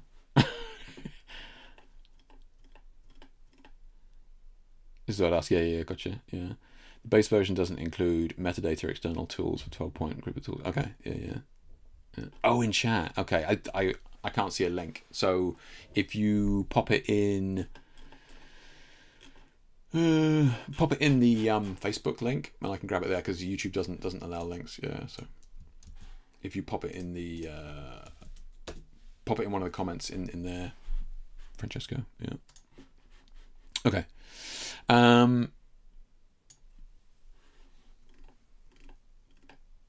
Wow. Okay. Yeah. Interesting. All right, we'll let you know how I get on. So yeah, let's talk about. I had a shoot last week, kind of playing with the Nanlites for the first time. Yeah. I know Sam, right? Sam saying Lamau is insane that Nanlite would watch the entire stream. Yeah, but I was reading the email. I was like, you trolled through that? Okay, fair enough. But yeah, apparently. Yeah. So it's good. You guys are offering good feedback. Also, if Nanlite wants critique on anything from a nerd like me, I'll accept any of their products. I will certainly pass them your way, because I think you're doing pretty unique stuff with your filmic looks, and which translates directly to cinema, right? So yeah, nice one, Francesco. Yeah. So if the perfect light is created, I was the inspiration. I want to take some of the credit here, Sam. I felt like, I was the messenger. I was kind of like the donkey that delivered that package, as it were. I don't want to, I don't want to be left out of the loop entirely. But I'm sure we'll credit you. Right. So Nanlite and this light here. So these lights. I mean, you guys told me about this, but there's a feature in these Nanlite lights called Hue Loop. I think it's in the filters, right? And this is just a iPhone photo of the back of the light when I was using it. But yeah, so in the effects mode, so effect Hue Loop. So you've got your dim, right, and then you've got your hue range here. You've got your saturation, and you've got your speed. So this is 2 seconds, and it goes up to like 8 seconds and that sort of thing. So what happens is that it plays all the colors in this section that you dedicate, right, during that 2 second window, or the time frame that you've kind of added, right? So what I want to do actually is open up the app, which is wild to think that I would be dumb enough to open my phone live on stream, but here we are.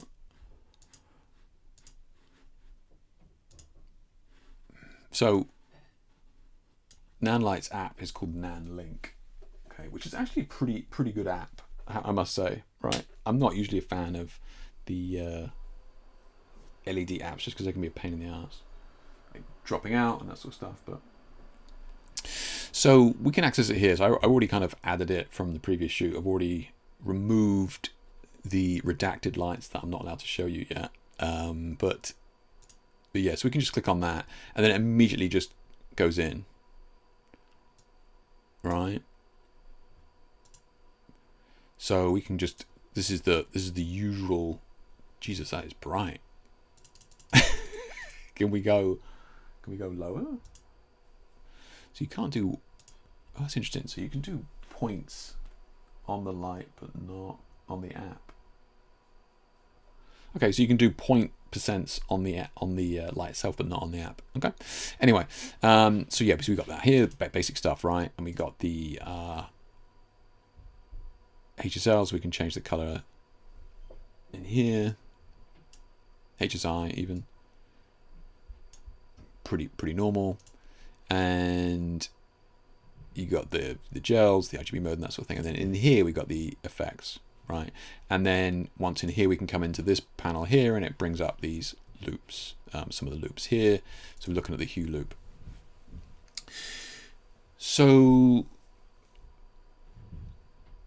pretty standard so far. We can just turn it off. We've got the brightness here, and then this is kind of cool, because I was doing it during the shoot. I was kind of doing it manually, so I was just going. So 360 is like red, and like, I was trying to remember my hue values. But here on the app is really cool, because you can actually go, okay, so I want it to go from yellow to blue, right, during my 2 seconds, right? Or we can go it up to.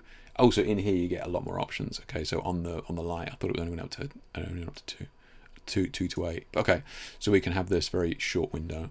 We can come over here. So if we do 0 to 360 there, right, we do the whole range, yeah. Or we can bring it in here and just have this kind of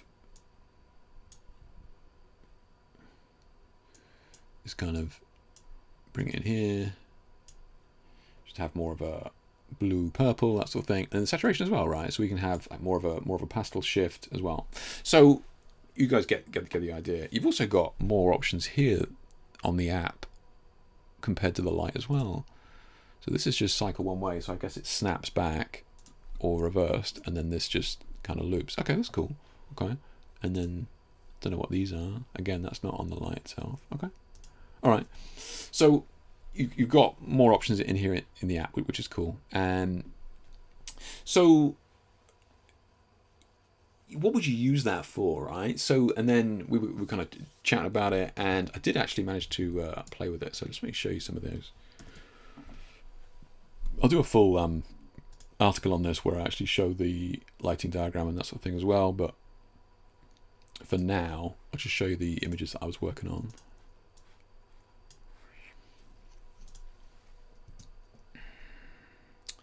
So if you have this, because you can designate the loop of color, right? So you can designate the colors that are going on behind the model, which is what I'm doing here. So I'm flashing the model, and then I'm designating the loop of color behind her during, I think, what is it? There you go, 1.6 seconds. Okay. So that's how long my shutter's open for. This only goes to the shortest loop. This goes to is 2 seconds, but I'm kind of putting in that color loop there, right? So I forget what it was, but even it's probably something like that, where I'm going from the yellows up to the blues and that sort of thing, right? And then when I take the picture, it's cycling through those colors during the time that the shutter's open.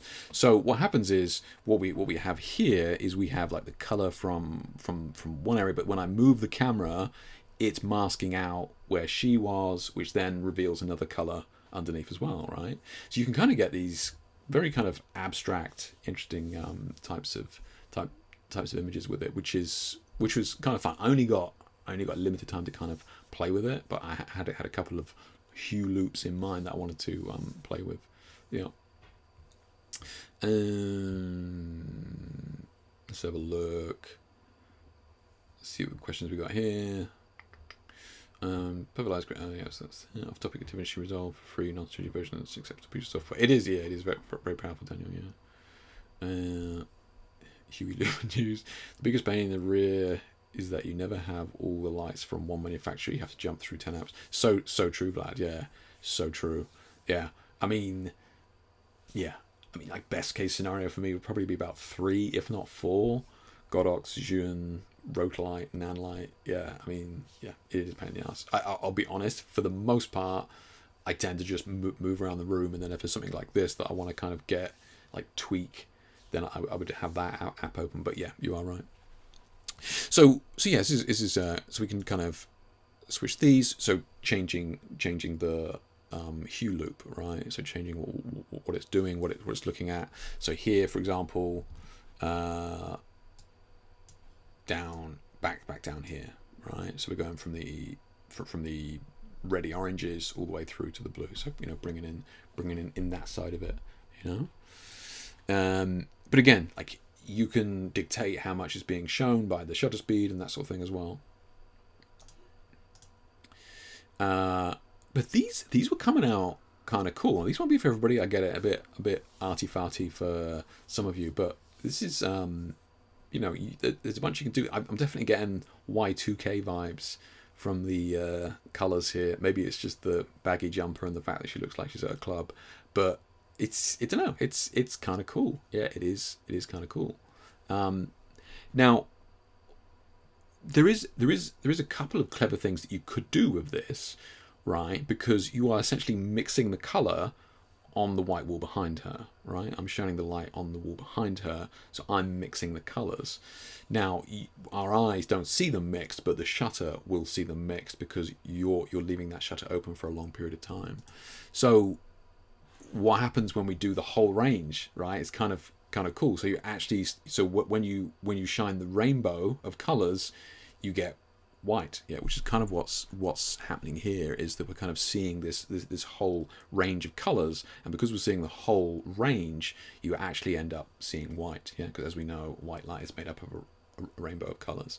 So this was, I mean, I was definitely getting nerdy with it for sure, but I think there's I'd like to kind of get the chance to play with this some more and kind of designate some hue loops that I think could work.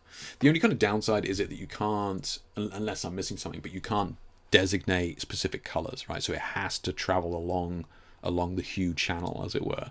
You can't just go, right, I just want to see pinks and teals. I don't want to see any blues. I don't think you can do that. It has to travel along the channel. I mean, in here we could tell it to go via the reds and the yellows, or we could tell it to go via the pinks and the blues, but it has to travel along that channel. So there's a couple of limitations there, but nothing crazy. So then I got to thinking, I was like, okay, at the moment I'm just flooding the background. What if I was to designate an area in the studio that I could project the hue loop onto, and then I could move my camera over that after the initial flash had gone off? Bear with me, right?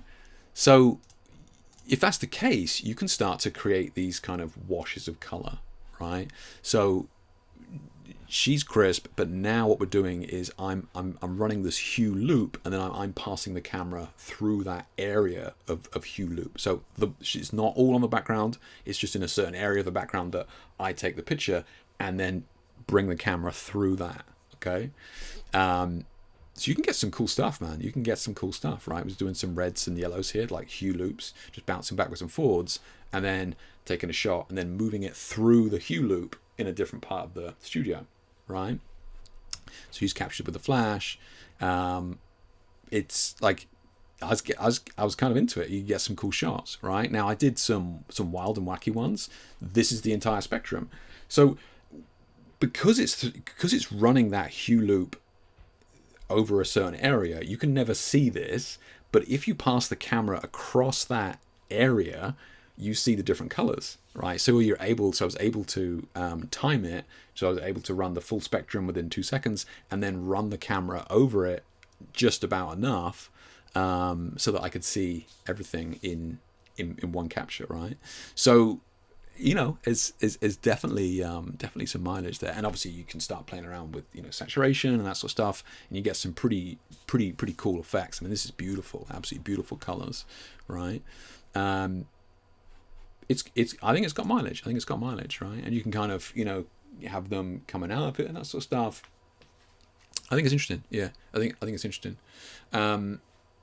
So that's the Hue Loops.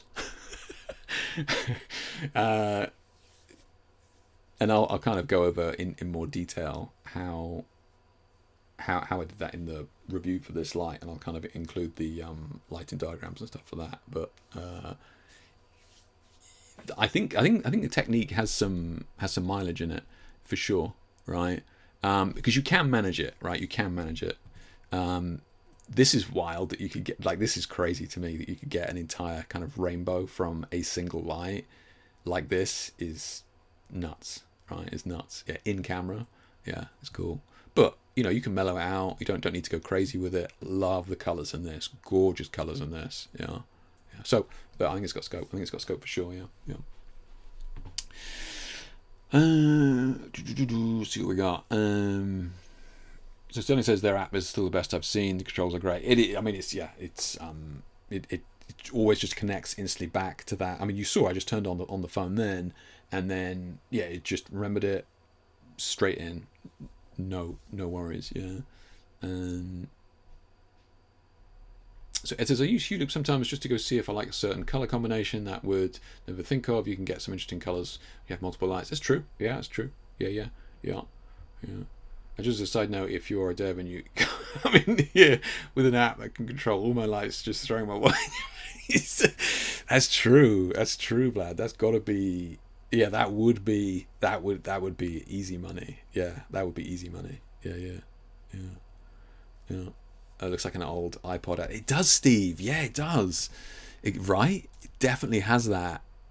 It definitely has that vibe. Yeah, I was playing with the colors and I was like, this is kind of Y2K for sure. Yeah. Thank you, Kat. Thank you. Yeah. Love what you did here. You're gonna make me dig out my speed lights and play with this technique. Yeah, do it, man. Do it. Yeah. Jake, what do the 4 buttons do on the app? These things here, I literally the first time I've seen them, because this is not on the light.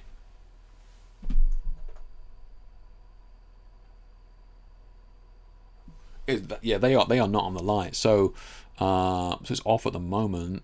Add on off. So intervals.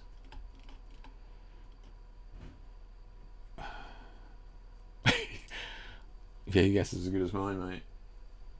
So it's a 3.3 second interval, and then it does it. Okay. Flash ratio. And then we got this one here, which looks like it repeats. Oh, random. An add-on pulse.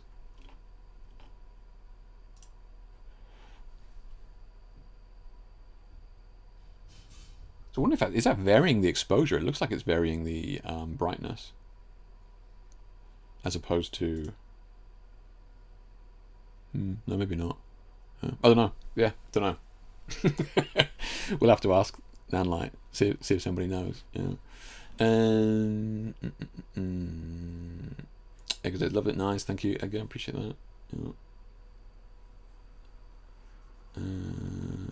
I'm glad that I've saved that Japanese video. I knew it would be interesting. Yeah, it was, man. It was. Because I wasn't convinced at first, and then you said, look at this guy. I was like, I was looking at what he was doing. I was like, maybe it's got some legs. Yeah. The flash was from Rotolight, Steve. It was. Yeah. I mean, it's still really one of the only LED lights that flash as well properly. Yeah. Is that the transition type then? Could be. Yeah. Pulsing looks like a Christmas tree. Yeah. Yeah. But I need to kind of play with this, right? Because yeah, I don't know, because in theory there are certain color combinations that make other colors that aren't necessarily there. So if you could kind of use the person as a mask during that period, like the mask of the person would be one color, and then you have different colors behind them, like red and green making yellow, for example, right? Or, you know, it's kind of difficult here because you can't transition directly to green. You've got to go through yellow. But I think there may be some color combinations in there somewhere, some color loops in there somewhere where I could make two colors merge, but and only be seen in the kind of mask of the subject. But yeah, so interesting. Yeah, interesting. I was certainly kind of skeptical. So thank you to Gripes for passing that video on that encouraged me to use it. And then Ed in here as well said, he was like, oh no, I use color loop. I'm like, what are you guys using it for? But yeah, I think it's definitely got legs for sure. Yeah. I guess the Nanlite was set at a friendly, I guess the Nanlite was set at a fairly low output, something I could try with full. Oh, for sure, absolutely. Because you're doing long exposures like this, you really don't want hardly any power at all. Yeah.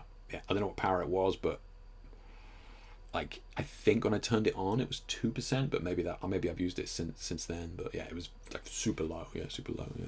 Yeah. Are the videos anywhere showing you how you did this? You are watching the video of how it was done, Kat. Yeah, sorry. This is as close as I get to video. Much to Nanlite's hatred, they always want me to do videos, but usually when I'm shooting. Yeah, I'm not creating content. So yeah, but I will put together, when I review the light, I'll put together lighting setup and stuff for this. But yeah, so that's that. Cool. All right. Let's. Can I just close that? Like.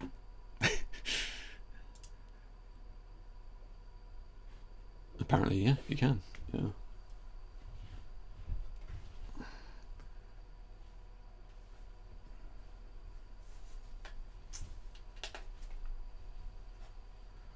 It's kind of wild that I guess that's like less than 1%. It's pretty bright. Yeah. Okay. Future work. Guys, I know, right? Yeah. No BTS. I mean, not. No, you're right. Yeah. I had BTS of the lights. I took pictures of the lights for Nanlite. Yeah. That's it. Yeah. Is that ISO correct 31? Good. Oh yeah, I forgot all this was just in your face here. Yeah. 31. Yeah, which is like low. I guess as low as I think the Nikon goes. Yeah. So I was really just trying to limit just really trying to crank down like the amount of light. You could have done it with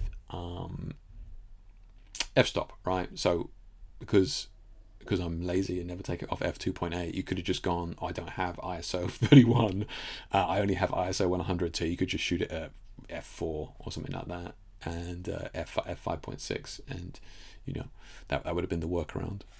People always say, use ND filters on the lens, but using ND filters in a studio is a pain in the ass, just because it limits the amount of light that goes into the lens, which makes focusing real tricky. Yeah.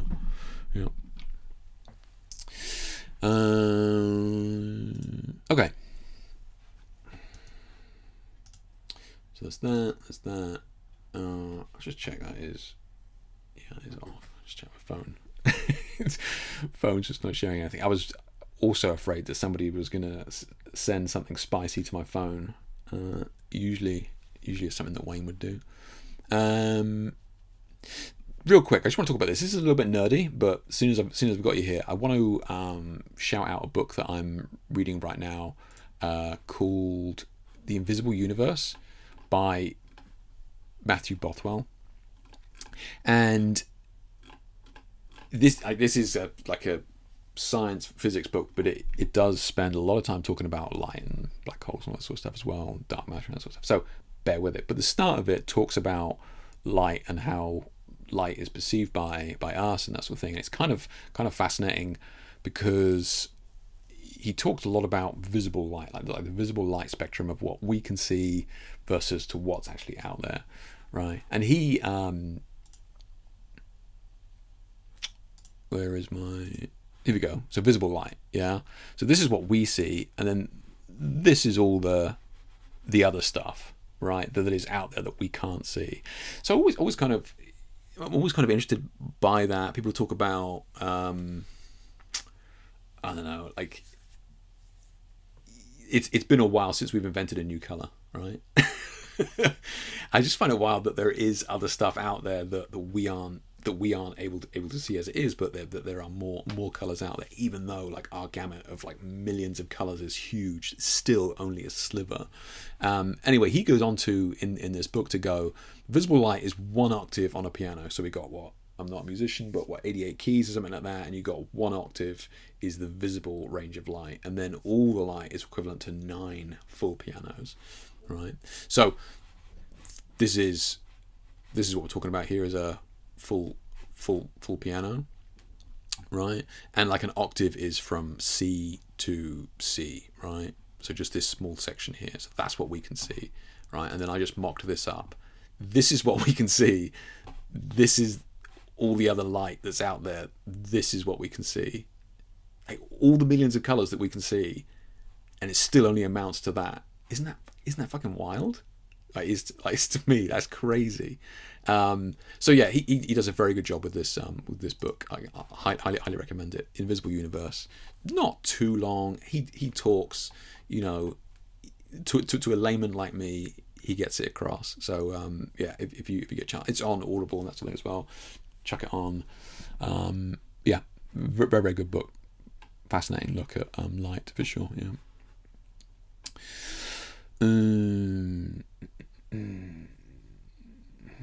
It's 1% off 500 watts after all. It is Vlad. Yeah, you're right. Yeah.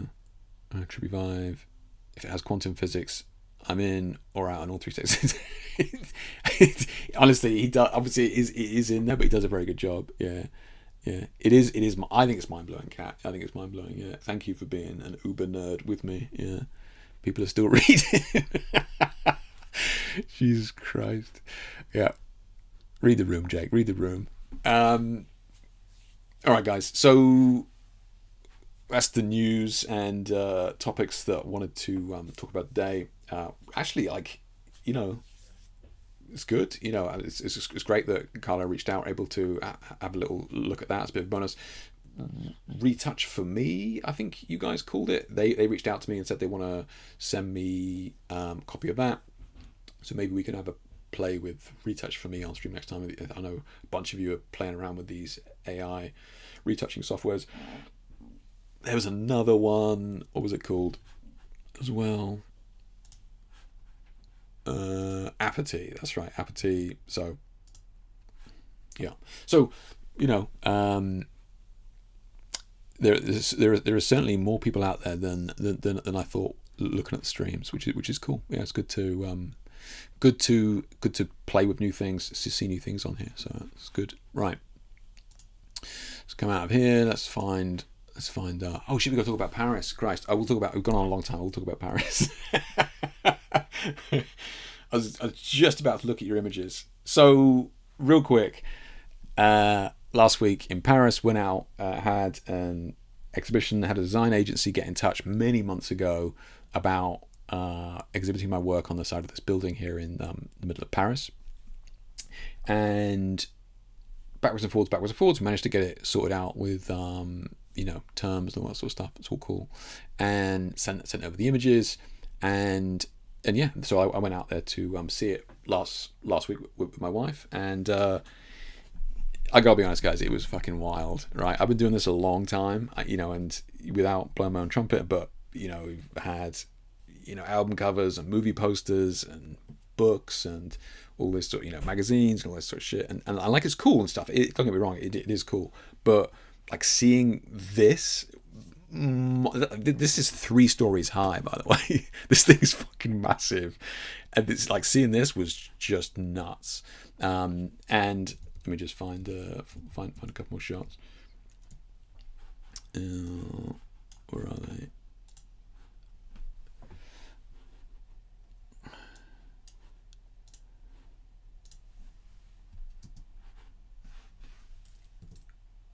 Yeah, so like seeing these, so like we basically got off the plane, and you know, and we were driving down to the hotel right? And we literally coming across so you can't see this, but behind me is a massive overpass, like of cars, like motorway, and it's like so so there's an overpass, and as the cars drive by, that is kind of at the level. We were just driving along, and I was like, what the fuck, massive, just LED tubes, bright pink screen. As we were driving along, just totally unexpected. Was not expecting it to be there at all. It's nuts, yeah. So yeah, very, very, very cool to see these, and it was also really impressed to see the type of work that they chose, right? Because at the end of the day, they reached out, was like, Jake, we would like to exhibit your work. I was like, okay, what are you sort of after? So they sent me a good mix of what they wanted, and I sent back images of what I wanted as well, and we kind of met in the middle. But a lot of the stuff that they were after was a lot of this very kind of, in my opinion, creative stuff, right? So a lot of projector work, like loads of projector shots in here. I think we got, this is this long exposure, that's projector, just regular gels, this long exposure, projector, tubes. Yeah, there's a bunch of tube shots in here as well, which I wasn't expecting. Yeah. As a picture of my wife.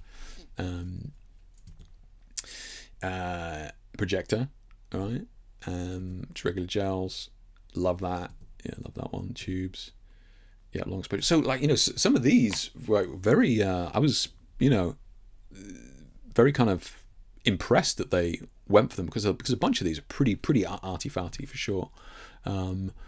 But yeah, and the tubes and stuff. Yeah, this is a cool one as well. I'm glad they went for that. Yeah.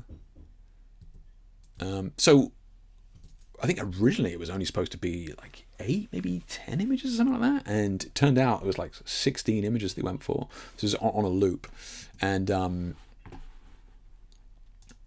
let's have a look. And so when we got there. Yeah, you can see. So they just kind of scroll the portrait ones, which is actually really nice. I was like, what are they going to do with all these portrait ones? Because like, what are they just going to be? I couldn't figure out how to change the frame rate on the iPhone. That's why it's flickering. Yeah. But yeah, like. Big old place. And then I got there kind of as we got off the plane. I was like, let's get there early, and then as it gets darker, we can kind of get some shots of the building. Yeah. But yeah, it's good, man. Yeah, real cool to see it. So the portrait ones. I think as well.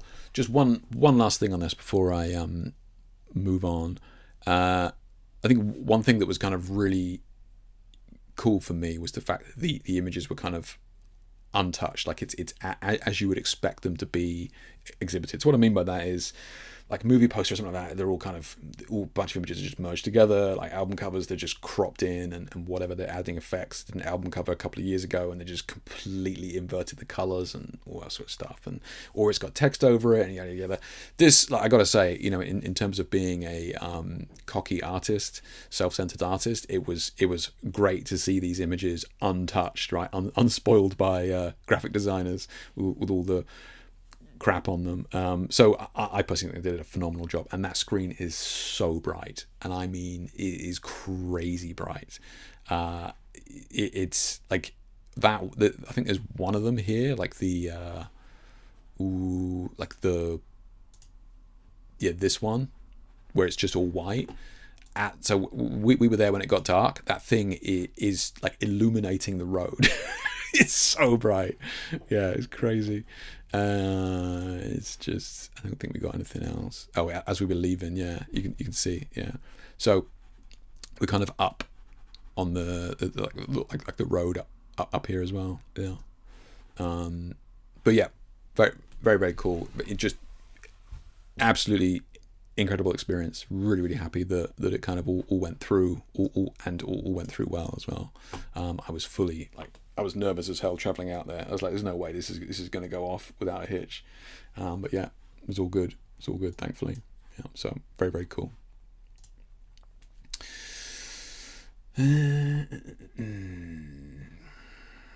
People are reading Flame Wars on Threads, right? Oh, absolutely, yeah, definitely in the threads. Yeah, thank you, Kat. Thank you. Yeah, I'm currently diving into Evoto. There's also Portrait Pro 24, which I haven't played with yet. Yeah, that's true. Evoto is another really popular one. Yeah, yeah. Spill the TJ Rabbit in Paris. Yeah. Sue stories look really nice to watch. Yeah, cool, man. Thank you, Kat. Yeah, yeah. It was, yeah. Paris is Paris. I love Paris. I've got to say, yeah. It is a wild city. Yeah, and like we did a bunch of kind of went to see a bunch of exhibits and galleries and stuff over there, and I'm sure that they've romanticized the history there, but it did just seem that like all the greats like Picasso and Dali and Pollock and all that sort of stuff were all just hanging out. It's just getting just getting all crazy with their paints and stuff, and it's like the way that some of the places we went to, there's like this district up where the John Wick scene was filmed, like but below this big church cathedral thing where he's going down up hundreds and hundreds of steps. Anyway, up there it's like this kind of artist district from like the 1920s or something like that, and they kind of created this club called the Chat Noir, which is like the Black Cat, right? And it just seemed like some of the stories coming out of that from back in the day. I know it's romanticized. I know they were probably just dealing with rickets and bubonic plague and that sort of stuff, but it just seemed like they just had this just golden age of artisans over there at the time. Yeah, it was crazy. Yeah. The fans need a photo of you and your style. Exactly. Why is there no long exposure color gel portrait of the man himself? It's weird. Yeah, it's crazy. They keep missing. Yeah. I think there are pro settings on iPhone where you can shoot in manual mode. Okay, whilst we're on this subject, this is a serious question. I must be the only person on the planet who takes shit photos with an iPhone. I every time I take a picture, this is terrible. Are you guys using manual software to like an app to control your iPhone? If you are, can you please tell me what it is? Because all my iPhone pictures are terrible. It did get like it's a lot of So I mean, you can't help but have the croissant and the and the coffee is so good. Yeah.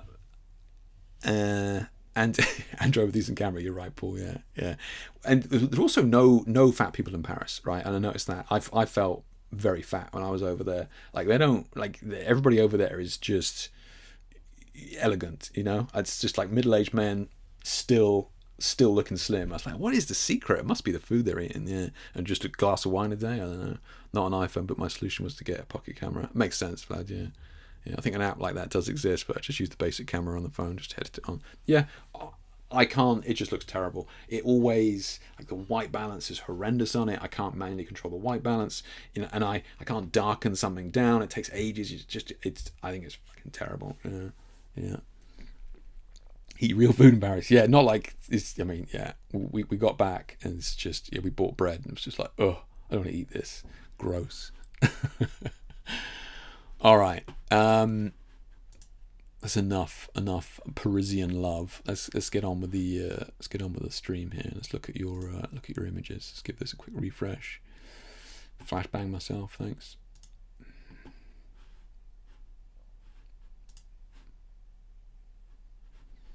Where are you then, Kat? Where are you based? Are you on the outskirts of Paris, or Blackmagic have an app for video on a phone? Okay, yeah. Thank you, Ed. Halide app for iPhone. Okay, I'll have a look at that. Thank you. Yeah. Okay. Let's go through some of these shots. Then we've got a bunch here we can kind of look at. Let's see what we got. So we just got Sterling sharing his Ulanzi. Oh, it is Diddy. Yeah, it is literally a hand. Yeah, handful. Yeah.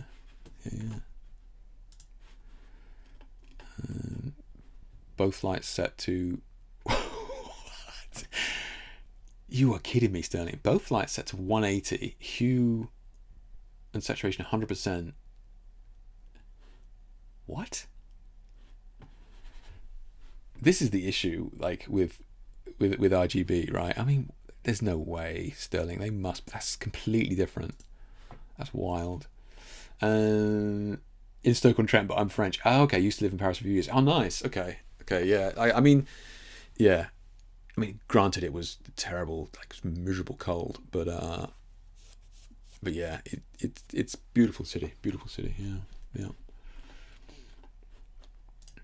Okay, so I did a shoot the other day and did a little video during. I set up a clear acrylic. This is from Sterling.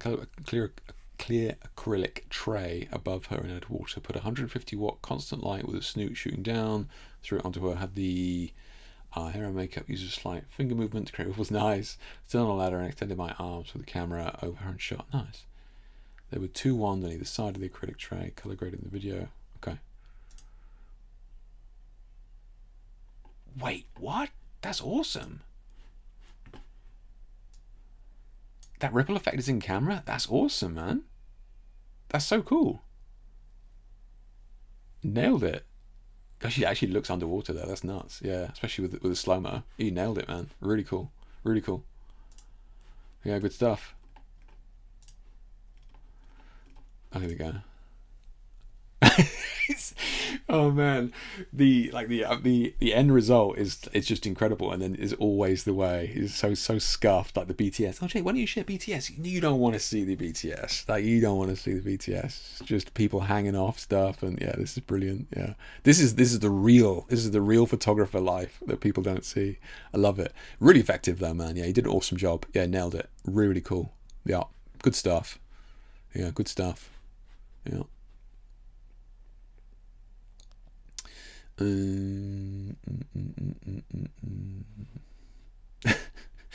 went to see the Dali Museum, actually, Daniel. Yeah, if you ever get to go there, it's highly recommend the Dali Museum. He was wild, man, and he insisted that he wasn't on drugs, but he just didn't give a shit. He just made, if he wanted to stick pubes to an ice cube and dangle it from a shoe, I'm gonna do that. Like, absolute legend.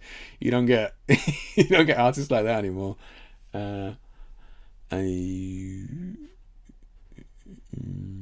Yeah, the rippling is done with the finger in the pond. Yeah, it's nuts, right?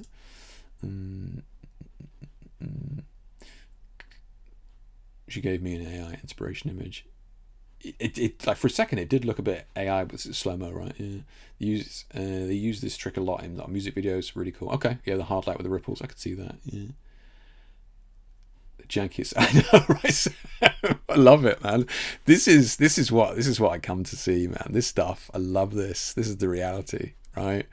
Because the model is walking away going, that guy's got no clue what he's doing. And then she sees the images and it's just like, what? Yeah, that's always the best bit. As a lot of the time it's the same with my setups. Like the mirror tree one I did a couple of years ago, where I had just like 8 mirrors blue tacked to like clamps and that sort of stuff, and you could tell the model was just, and it was just like sweet wrappers over the mirrors and shit, and you could tell the model was just, get me out of here. But she loves she loved the images, like, profile picture and everything, so she definitely it's not about the setup, it's about the final image. If it works ain't stupid, I know, man. That's true. Yeah, absolutely. Yeah, you need to smoke, Jake. Lots of affairs keep you active. That's right. Yeah. Yeah. Then my BTS for good shot is always some janky stuff, and then there is all the pristine BTS. And I know, that's so true, Vlad. It's so true. Yeah, pristine BTS, and the final image is like, oh yeah, you got, yeah, exactly. Yeah, did fall once, but she got out of the way. Oh my god. Hey, yeah, well done, buddy. Well done. That's good stuff. Yeah, and the results, absolutely, yeah, gorgeous. Love it. Nailed it. Got one from Paul here, one from recent shoot with Marley, enjoying getting back into some additional colour again.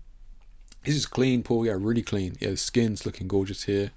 I don't know if you got any credits left with your 1,500 credits or something. Just clean up this spot back here. But yeah, it's good stuff. Yeah, gorgeous. Yeah, this kind of analogous colour scheme works well. Yeah, it's good. Were these shoes really that clean, or was it a nightmare to clean shoes? Always get caught by that. Always forget to clean the shoes, and it take ages. Okay. Well, you got an umbrella. What are you talking about? There's an umbrella up there, no? You said you didn't have any umbrellas.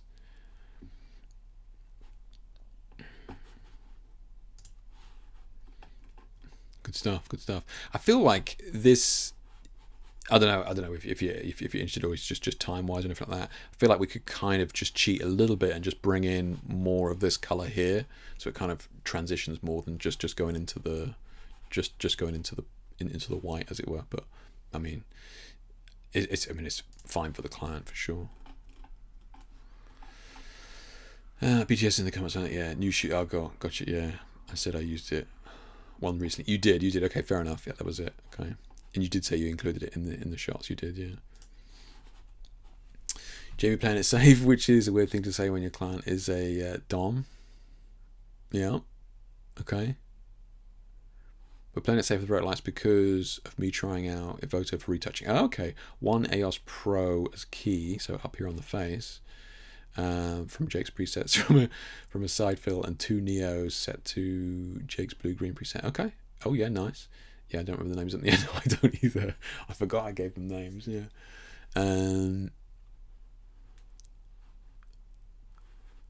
It's a good idea to kind of illuminate this stuff back here, Jamie. I think it's a nice nod in terms of the story of the image, right? Yeah. What's this pattern up here? We've got like this weird repeating pattern up here, or is that the wallpaper or something? Maybe it's wallpaper, or whatever it is. But yeah, I think that was a good idea to have that, because she's definitely front and center. But I think it's a really nice touch to have that added bit of story back there. I think it's really cool. Yeah, colors work well as well. Yeah, it's good.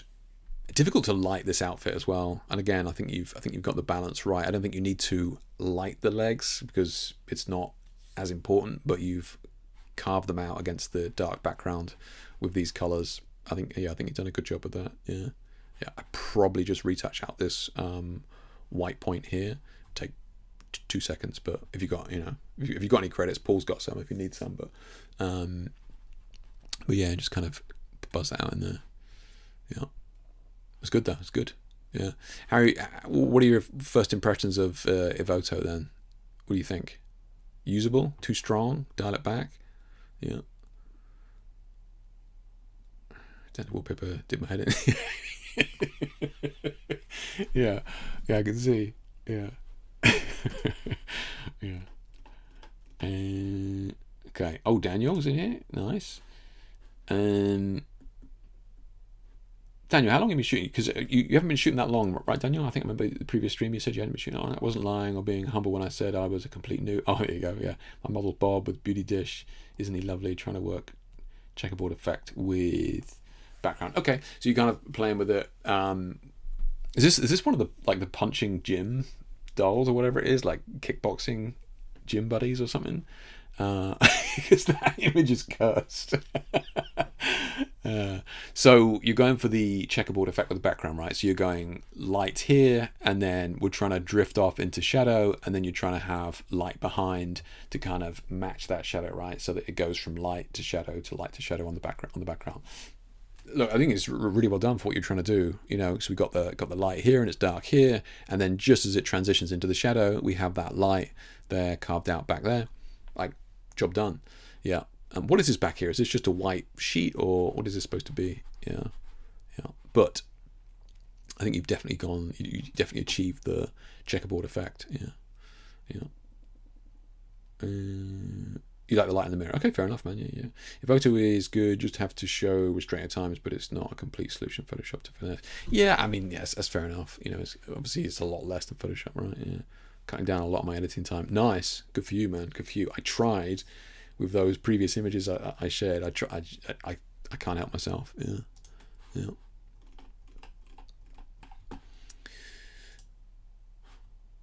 Let's have a look at Eduardo here. So, Jake, congratulations on the exhibition in Paris. Yeah, thank you. There were 6 lights in total. 6. Okay, so we got 4 Nanlite Pavo tubes, 30XR, 4-foot version. First one suspended above the model in red. Okay, it's a tube. Yeah, second one behind and below the model in red, illuminating the background only. Okay, so down here somewhere. Third and fourth in front and on either side of the model with one of the pixels section set to yellow, and the other section's red. Okay. So you got red on her as well. Okay, so you went for red all over, and then you had more red down here. Okay, yeah. Fifth was the white Nanlite FS300C with the small rig Fresnel lens illuminated the model's face. Oh, so the red was up there, and then we're popping it in there with the Fresnel as well. Okay. Sixth was a white suspended Pro Photo strobe 20 degree highlight in the center of the background. Okay, so this is getting a glow back here from the Pro Photo. Yeah, there's a strong vignette added. The editor is in post, desaturate the image. Okay, so you desaturate as well. Okay. So you've got a lot going on here, but everything's carved out. Everything. I mean, she's looking up into that light. We've got nice shape on the face here. Strong. You've got that Fresnel giving us that strong shadow. We've got nose to the light as well. So we've got good sculpting there, and a pain in the ass this shadow. We could just. There's a couple of things you can do to kind of remove that. Obviously, post is the easiest. Paul's got some credits if you need them, but or you could kind of move that light further round just a tiny bit, or bring her a tiny bit forward. I know it's difficult if you haven't got space, but bringing her forward will bring that shadow off to the side a little bit more. But like shadows like that, it's not the end of the world. Rather get the lighting on her perfect than worry about the shadow back there, because they're easy to kind of fix. But if you got the space, just move it forward. So in terms of the coloring and stuff here, because we got some colors going on in here, like this kind of, we've got these greeny shadows here, which is in the hands and that sort of thing. This is all LEDs, right? Do you have any ambient light on in this shoot at all? Like, was there any ambient light that could have affected this kind of coloring? Yeah, just kind of curious. Yeah. I think I need Pavo tubes going forward. This tube's got from Essential Photo, just not powerful enough for me to reduce the ISO. Yeah, I mean, look, I think those tubes that you got from Pixel Pro, Essential Photo, I think are good. But you're right. If you want to use them out of shot, you really need to crank the ISO. But at least you've kind of played with them, and now you know what works. What works with the tube wise, where to put them and that sort of thing, because you see some people using the tubes now. It does make your life a little bit easier for the type of work you're doing, which is full body, right? Let's be honest, tubes are going to make your life a lot easier if you can afford them. Bob for martial arts hitting. Yeah, nice, Daniel. Yeah, nice. Studio no time, street before. Gotcha. Okay, so Daniel's talking about his previous image there. So Ed's here, not much ambient. Okay, I was just kind of curious, just because we got some weird colors going on here, Ed. So I was just curious. But and you mentioned about the desaturation, so I was also kind of curious as to how much desaturation is going on there. So red is one of, if not the hardest color to work with. Like the deep purples, ultraviolet end of the spectrum on the other side, equally as difficult. But red's one of the hardest to work with our chips and that sort of thing. So you've got to be very careful with reds, and I would say that if this was the color that you wanted, then you're better off choosing that color with the LEDs, right? Because you've got millions of colors to choose from with the LEDs, so you can kind of choose that color rather than kind of desaturating it afterwards. That's going to give you kind of more correct data and stuff on the fabric, or on the skin here, yeah. Has that been extended, or the leg's looking a little bit weird? Yeah. Done a lot of comparison between the ones. The pepper tubes don't have a lot of power either. Really stunning. Okay. Yeah. The original was fairly saturated. Okay. Yeah. So look, I mean, obviously, it's your prerogative to do what you want in post, of course. I'm just saying that if this was the kind of style that you wanted, you're always better off to kind of dial it down in camera. Because the red will kind of clip data, which is what the kind of legs look a little bit like they don't have the data that they need here, right? So turning that down will just make your life easier in post. Yeah. They're about 20 watts for the standard size. Look for 25 watts. Jesus, yeah, it is low. Yeah. Okay. Yeah. In fact, I know where you're shooting at. Yeah, you don't have much much room to go further back, do you? So the shadow is kind of inevitable. Yeah, which is fair enough. Yeah. You do have a nice pool of light on her, though. To be fair. Yeah. I'd be interested to see what it looked like with the saturated version. Did you just find it was just clipped? It was just way too red. You didn't like the data. It was just wasn't looking good. Again, the only way around that is to reduce the exposure in camera more than you think, right? And I'm talking like underexposed, not correctly exposed. I'm talking with reds. You've got to be kind of underexposed. Yeah.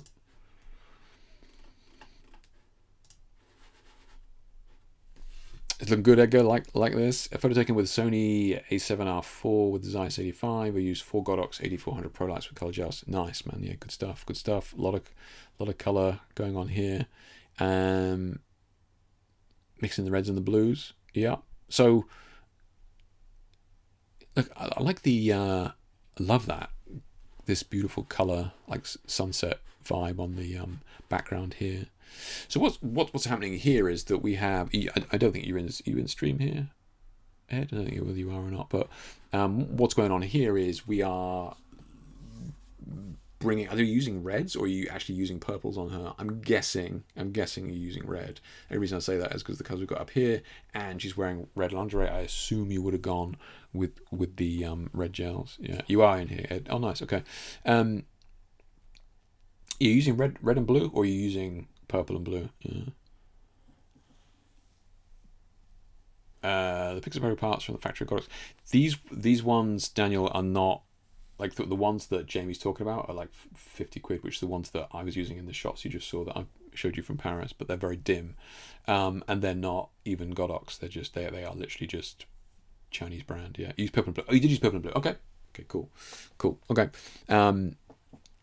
So if we're doing them, then we can be a little bit, freer with where we position the lights, right? Because I was going to say, if you're using red and blue here, then we're going to get these color merging into purple, but using purple anyway, so that's kind of cool.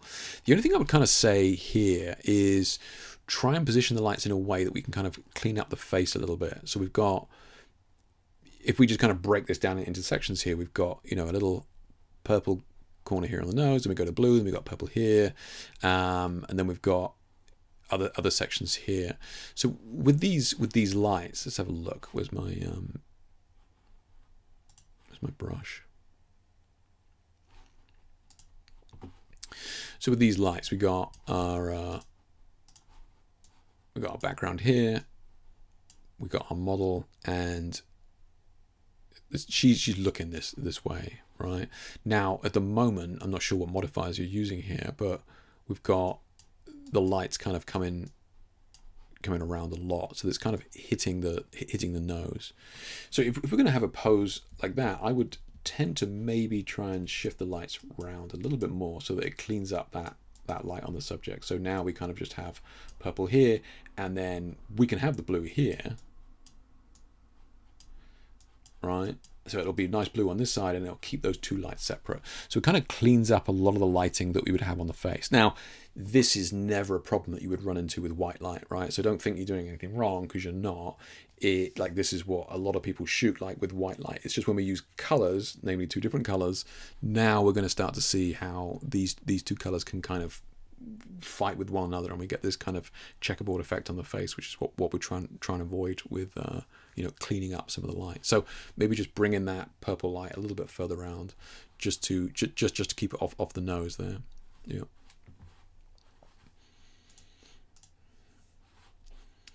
Blue, yeah, cool. Okay.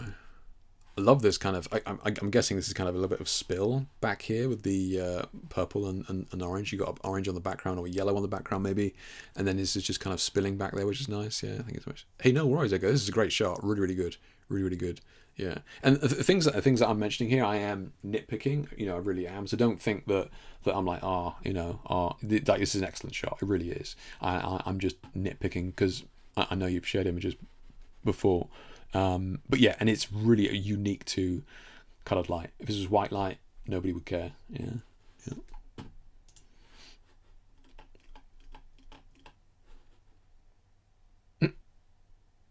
Very kind, Ernesto. Thank you. Natural light, big yellow gel softbox in the sky. It's sponsored by Photons, man. It's just no limits you won't stoop to. Unbelievable. Yeah. Good stuff, man. Good stuff. What was the? Did her shoes not match the outfit? Just like cropping off at the ankle there. Yep. But again, have you played with the color grade on this, Wibbly? I think because we kind of playing with these greens in the past. I could see us pushing into a darker green trainers. Okay, fair enough. Yeah, I was like, why is he cropped off the feet trainers? Okay, yeah, fair enough. Yeah. But yeah, so yeah, I mean, like we've spoken on this before, but with the greens, I think you can push some of these to kind of it'd be a nice, beautiful blend with the auburn hair. But yeah, in terms of balancing it, I don't know how you've managed to get this so beautiful on her face. Done a good job with that. Maybe that natural light ain't so bad, I shouldn't think it'll catch on though. Silly question, but the fact that the mouse is getting bigger if you spin it around fast, is that a Mac thing or your third-party software? It's a Mac thing, right? Yeah. I only noticed that the other day, actually. Yeah, it's definitely not third-party software, but I think it's a Mac thing. Yeah, I could be wrong though. This is awesome, man. This is so cool. This is brilliant. This is you're going through your Nosferatu arc. I love it, man. Yes, this is really good, man. Really, really good. Posting late from the archives because what I've been working on recently is natural window light looking, and imagine this image being great as a book cover. Yeah, 100%. Yeah, this would be a great book cover, man. Yeah, like the text in there. Yeah, perfect. Yeah. Oh, the title and the flashlight is ask the class if they have agency self-photos the kind of purpose. Yeah, it's difficult, man. It's difficult. I think you need a lot. Yeah, you need a lot. As in a lot of images to be getting into that market. But yeah, I've never worked with a agency like that for book covers and stuff. I've certainly been asked directly to shoot for a book cover, but not come and used an image afterwards. Yeah, but yeah. This, I think there's a lot of mileage here, Vlad. I think there's a lot you could do with this kind of style. Because this is almost it's almost that Art Deco style of really bold shapes. Yeah, well, Art Deco train poster. Mate, straight in there. Love it. Yeah, I think there's a lot. I think there's a lot of scope that you can, because some of these older ones were very monochromatic, right? Just in terms of the shapes and that sort of stuff. I definitely, I think that style that you got there, that has got a lot of miles. I could see that being very powerful. Yeah, like I said, like some of these, just shapes and stuff. Yeah. I mean, that's the famous one, but yeah, like you get the idea. Yeah, like that a lot, man. Yeah, really, really cool. Yeah, it's probably one of my favorite images from you for sure. Yeah, nailed it.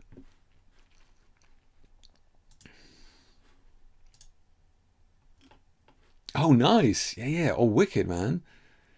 These are yours. It's nice. This is the infrared we were talking about. Vlad added them. Yeah, this is. I gotta get into it, man. This is beautiful. I gotta get into that. That's awesome. I mean, it would mean I'd have to go outside, but yeah, this is really good. Yeah. And this is proper infrared, right? You got an actual chip. This is not just some crappy lens. Yeah, love those. Yeah. Check out the Jeune F100 RGB LED light. Okay. Previous version, very disappointed in the brightness with the color mode of the color. Okay. A video on it. Let me look for it. Okay. Like the rectangle gobo just on your eyes would be great with that. Yeah, love that. Yeah, nice. Yeah, check out.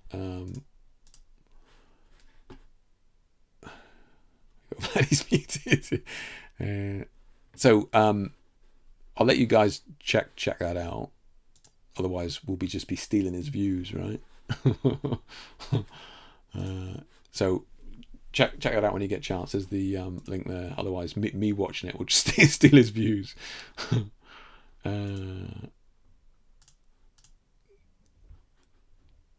Is it? Yeah, cool. Okay. Shot here from Mike Connolly. This is cool. Throwing in a street shot here in Tokyo with some variation. Keep an eye open for scenes with suitable lighting and balanced composition. The visual is divided well into thirds, but the shop sign is a little unbalanced compared to the lower two sides. And a cropping around where does the image end? So one thing with this as well, Mike, is going to be like just be careful of the black, right? I'm trying to work out where this shot ends. Okay. So I would always lift it tiny amount. As in lift the blacks just a tiny amount, just to stop that from happening. But look, I think this is really good. I think you could take a little bit of time to color grade this, just to tighten it up, because we've got a lot of different colors here. So there's kind of yellows in this black. We've got blues in this black. Do you know what I mean? We've got some other. This is looking good black down here, but I think we got a lot of colors going in there. I think you could take a little bit of time just to grade some of these blacks, just to tighten them up. Lock in these greens, soften down this yellow a little bit so it's not distracting. We kind of want to make sure that this guy is where we look immediately, so just knock this back just a tiny bit. I think it's looking good. I think it's looking good. Like I said, I think you could just tighten this up with a color grade and you'd be away. Yeah.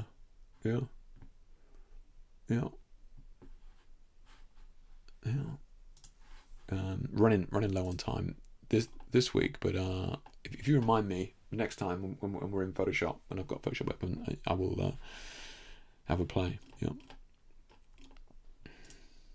Oh, Miriam, this is cool. Congratulations on the Paris shot display. Thank you, Miriam. Yeah, that's super happy for you. I share a self-portrait here. Look at the last Saturday. It was the second time I did a self-portrait session at home. Nice. Still feels a bit cringe to do so. No, honestly, hats off to you, mate. You're doing an awesome job with it. We're kind of getting over the cringe on me. I think we can take so many photos of other people in a day. Hope you like it. See you on the live stream. Yeah, I mean, you want to talk about cringe, you want to go see the Dali exhibition. Like, there are people out there. It's just, those guys don't care.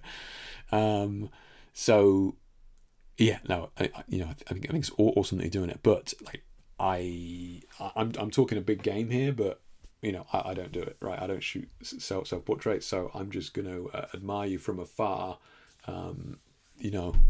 Hero worship. Or all self-portrait shooters, but this is cool though. The colors look really cool. Angles good. And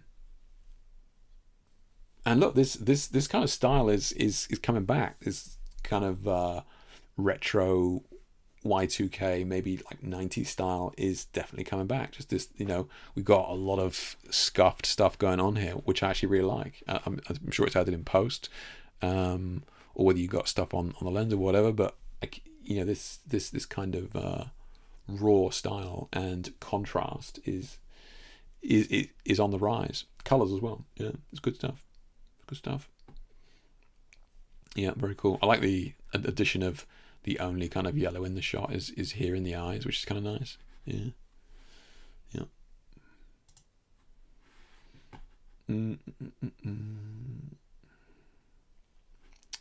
If you use the color plugin for these last two,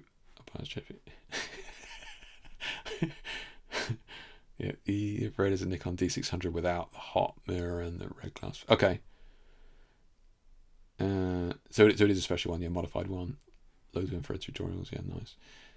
Thanks for the praise. I'll play some more with that look as well. I'd love people to do more with outside, but find it super impossible without. Yeah, true, Vlad. Yeah, I mean, like, I know images like that look simple, right? Just like shapes and just monochrome and that sort of stuff. But yeah, I know they're difficult. Yeah, but that was very, very well crafted. Yeah. But like I said, have a look through some of those Art Deco posters and that sort of. See if anything jumps out at you inspiration wise with those shapes and how they deal with light and dark, because some of them are really cool. Yeah. Totally cringy. No, don't be silly. Don't be silly. Yeah. I only had a ring light and a red light. It was from a little electric heater that does firelight. Is that what it is? Nice. Nice. Yeah. There's a little fake fireplace. You can't see it on the glass reflection. You should do Valentine's photo shoot live stream special. Valentine. Jesus Christ, Jake. You can't even read. You do Valentine's photo shoot live stream special. Yeah, just yeah, right. Birthday suits all around. Yeah. Did I just see that? Already before have time seeing some. I know that feeling never ends. That never ends. By the way, I'll tell you what, Miriam. I don't know whether you know, this is again nerdy stuff, but there was an artist who was. I mean, I'm going back, years now, but he had his work in a gallery and that sort of stuff, and and he would sneak in with his brushes and paints. And literally, as it's hanging in the gallery, going, oh my God, I need to add more yellow in here and add more green and stuff down here, right? And furthermore, to say that this never ends, on his deathbed, he literally said to his son, that image in, the Parisian downtown gallery, just there's one of my painting in there. You just need to add some green to the bottom left for me. It's literally on his deathbed, so it just never ends, right? Yeah, great art is abandoned. Yeah.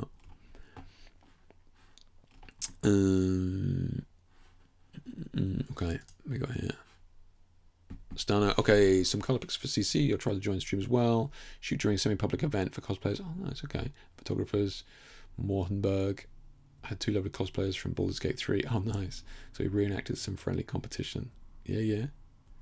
3 lights. Okay, so we got 3 lights. Godox TL60 for normal light. 2 smaller TL30s in back for mood light each character. Okay, so it was actually shot in some kind of alchemy room in a castle museum, which could use for photo shoots. Plenty of fun. That's awesome, man. Yeah, I mean, this is great. Really, really cool because you got characters, you got some sets there as well. Yeah, I mean, it's it's a dream, right? And a lot of these guys love having decent pictures of their costumes that they spent hundreds of hours on. Everybody's happy. Yeah, it's win-win. So if you guys have got, if you're into this sort of thing, and you've got cosplay event somewhere near you, it's definitely worth going down. I know there's a bunch of people. I think Tony, Australian guy who sometimes makes it to the stream, he does a bunch of cosplay events as well, and he gets some cool shots. And it's a great place to meet other like-minded artists as well. So it's really cool. So we obviously we've got a lot going on here with the colors. Just kind of again be thinking about. I was just checking you did want CC on this before I waded in. So like love lighting on her is absolutely bang on, right? Really, really good. And then we've got this light on her here is kind of washed out and from below. So kind of tricky. I'm guessing it's coming from back here somewhere, just blasting in. I can see the kind of catchlights in the eyes there. So just we've got to be careful on direction for one and brightness with the color, especially reds. Right? We spoke about this earlier on with Ed, but we really got to kind of be careful with these reds being overexposed. We've got to really bring that down. I kind of maybe would have maybe blocked the red from hitting her. Maybe brought this red light in so that the red light is just coming up, not hitting her face, and then tried to get a light on her, even if that meant that I had to pull a light from somewhere else, right? Even if it meant I had to pull a light from here. The other thing that's going on here as well is that, I spoke about this before, but our eyes are naturally drawn to the brightest part of the image, and at the moment it's down here in the bottom left. Now it's not as bad as if it had been down in the bottom right, but it's still, having this bright area here is tough. Yeah, so I would even be tempted to, come in there, recrop it without that white light down there, darken the face down a bit, yeah, so that we can kind of, and you can kind of select the face and darken it down, just so it's not as kind of blanched out as it is. Yeah, I know it's tough because you put a light back there, but but we still got the color here. I would maybe just crop out that white light.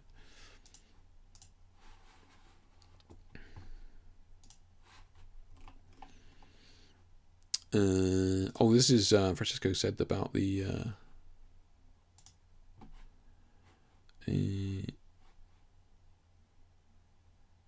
Oh, is this you, Francisco? Okay, cool. And you're doing a... and this is using the... Oh, nice. Okay, cool. Yeah, I'll check this out there. This is using the old spider web. Yeah, nice. Check you out, man. 2,000 views. Nice, man. Good stuff. Yeah, okay. I'll check that out. Thanks for that. Yeah. Okay, cool. Yeah. Awesome. Those of you,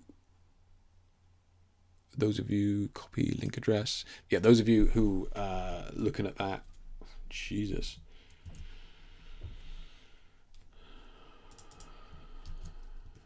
Let's try it again. Yeah, those of you looking to play with that software, I wanted some tips on it. You can check out Francisco's video there.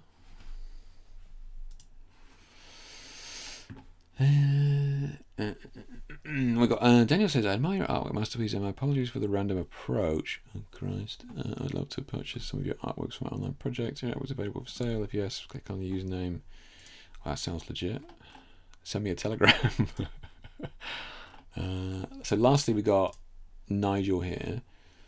First time doing a photo shoot with UV light and paint. So this is, I've never done a shoot with UV, but I've always kind of been intrigued by it. Because you can get these kind of random colors, and well, not really random, but it's kind of counterintuitive colors, right? Because the body seems to emanate color visually, right? That's what's going on here. Like the body is kind of dark, and then like there is literal color coming out of the body. So I've always kind of been really intrigued by UV, but I've never really pulled the trigger on it. Just another one of those things, right? Infrared, UV. At least I managed to try the Hue Loop, but yeah, this is really cool. Yeah, I think it's really difficult to kind of do well because we're kind of dealing with, like I said, that if we want to light somebody from above, well, you can't really do that with UV paint unless you're being very very careful with it, and having more up here and then less down here and that sort of stuff. So I think it could be cool. Yeah, I think it'd be cool, and this is obviously a great play with it. We've got added bits here. We got UV like powder in the hair and stuff. Yeah, real cool. Yeah.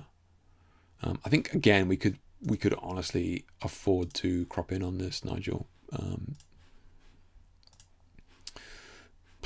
don't know where. I mean, if you wanted to keep it square, you could definitely come in. Maybe even more than that.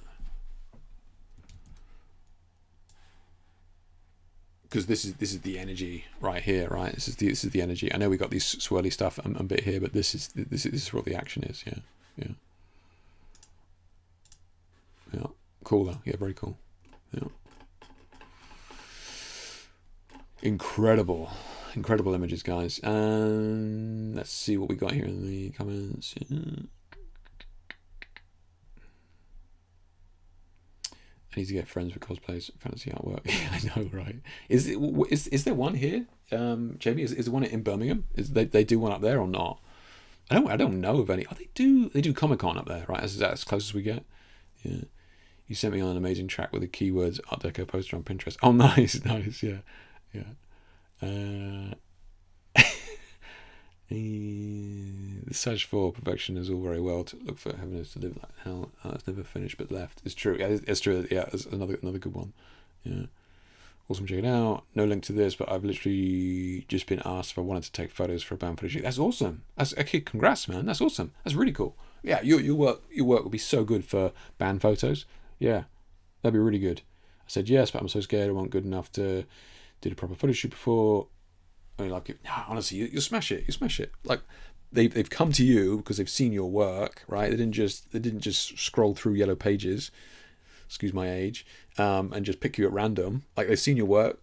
Do what you do best. You'll be fine. Yeah, that's awesome. Yeah, really cool. Please keep us posted on that. Yeah. You're officially famous now that you got Telegram bots in your comments. I know, right? Yeah. Okay, yeah, UV live photography photo shoot with article must be done. I just this is my list. My list is just so long, Sam. Yeah, it's Comic-Con in Birmingham, but would you believe I'm really shy? I do not believe that, Jamie. No, I do not believe that for a second. Yeah, But you say that, I do know what you mean. You know, it's it takes nerve to walk up to complete strangers and go, "Can't take your photo." We had to do it in art college. I hated it. Yeah, the whole project of just walk up to people on the street and take their portrait, ask to take their portrait. It's just, whoa, yeah, horrendous. Yeah. Thank you. Imposter syndrome gets us all. Oh, absolutely. Imposter. Yeah, we all have that. I can assure you. Yeah, I promise you, it's got. Yeah, it doesn't matter how good you get or how long you've been doing it. Imposter syndrome is very real. Yeah.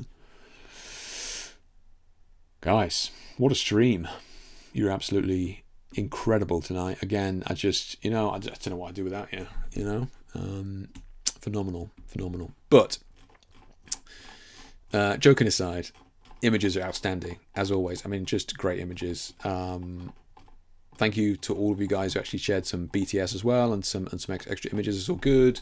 Some links in there. You guys are sharing what you're working on. That's great. Love seeing it because we're all learning stuff. Last week, one of you, Gripes, was in there. To check out this link, Jake. This is what we're doing, right? We're sharing ideas to the Hue Loop. All worked out well. Managed to make something of it. So yeah, you guys sharing what you're working on is great for everybody here. Love it, and it's great that there's so many different styles going on here. And I think that a lot of you are working on stuff I could really see, growing for sure. Yeah, really good. Right then, I think that's it. Yeah. Oh, buy my stuff. Yeah, that's right. As always, I do online one-to-one workshops with a bunch of you already, but for those of you interested, check those out, please. And so all of my kind of more advanced lighting is done in these pretty intensive one-to-one workshops. So check those out. Everything from cinematic to gels to the projector one, which is just become a lot more relevant with some of the stuff that I'm being requested right now. So yeah, all this is done with projectors. So check that out. And was there anything else? Oh, and the mentoring as well. Check those out. So one-to-one mentoring, which is like retouching and feedback on images and everything in between, business and that sort of thing. So check that out as well.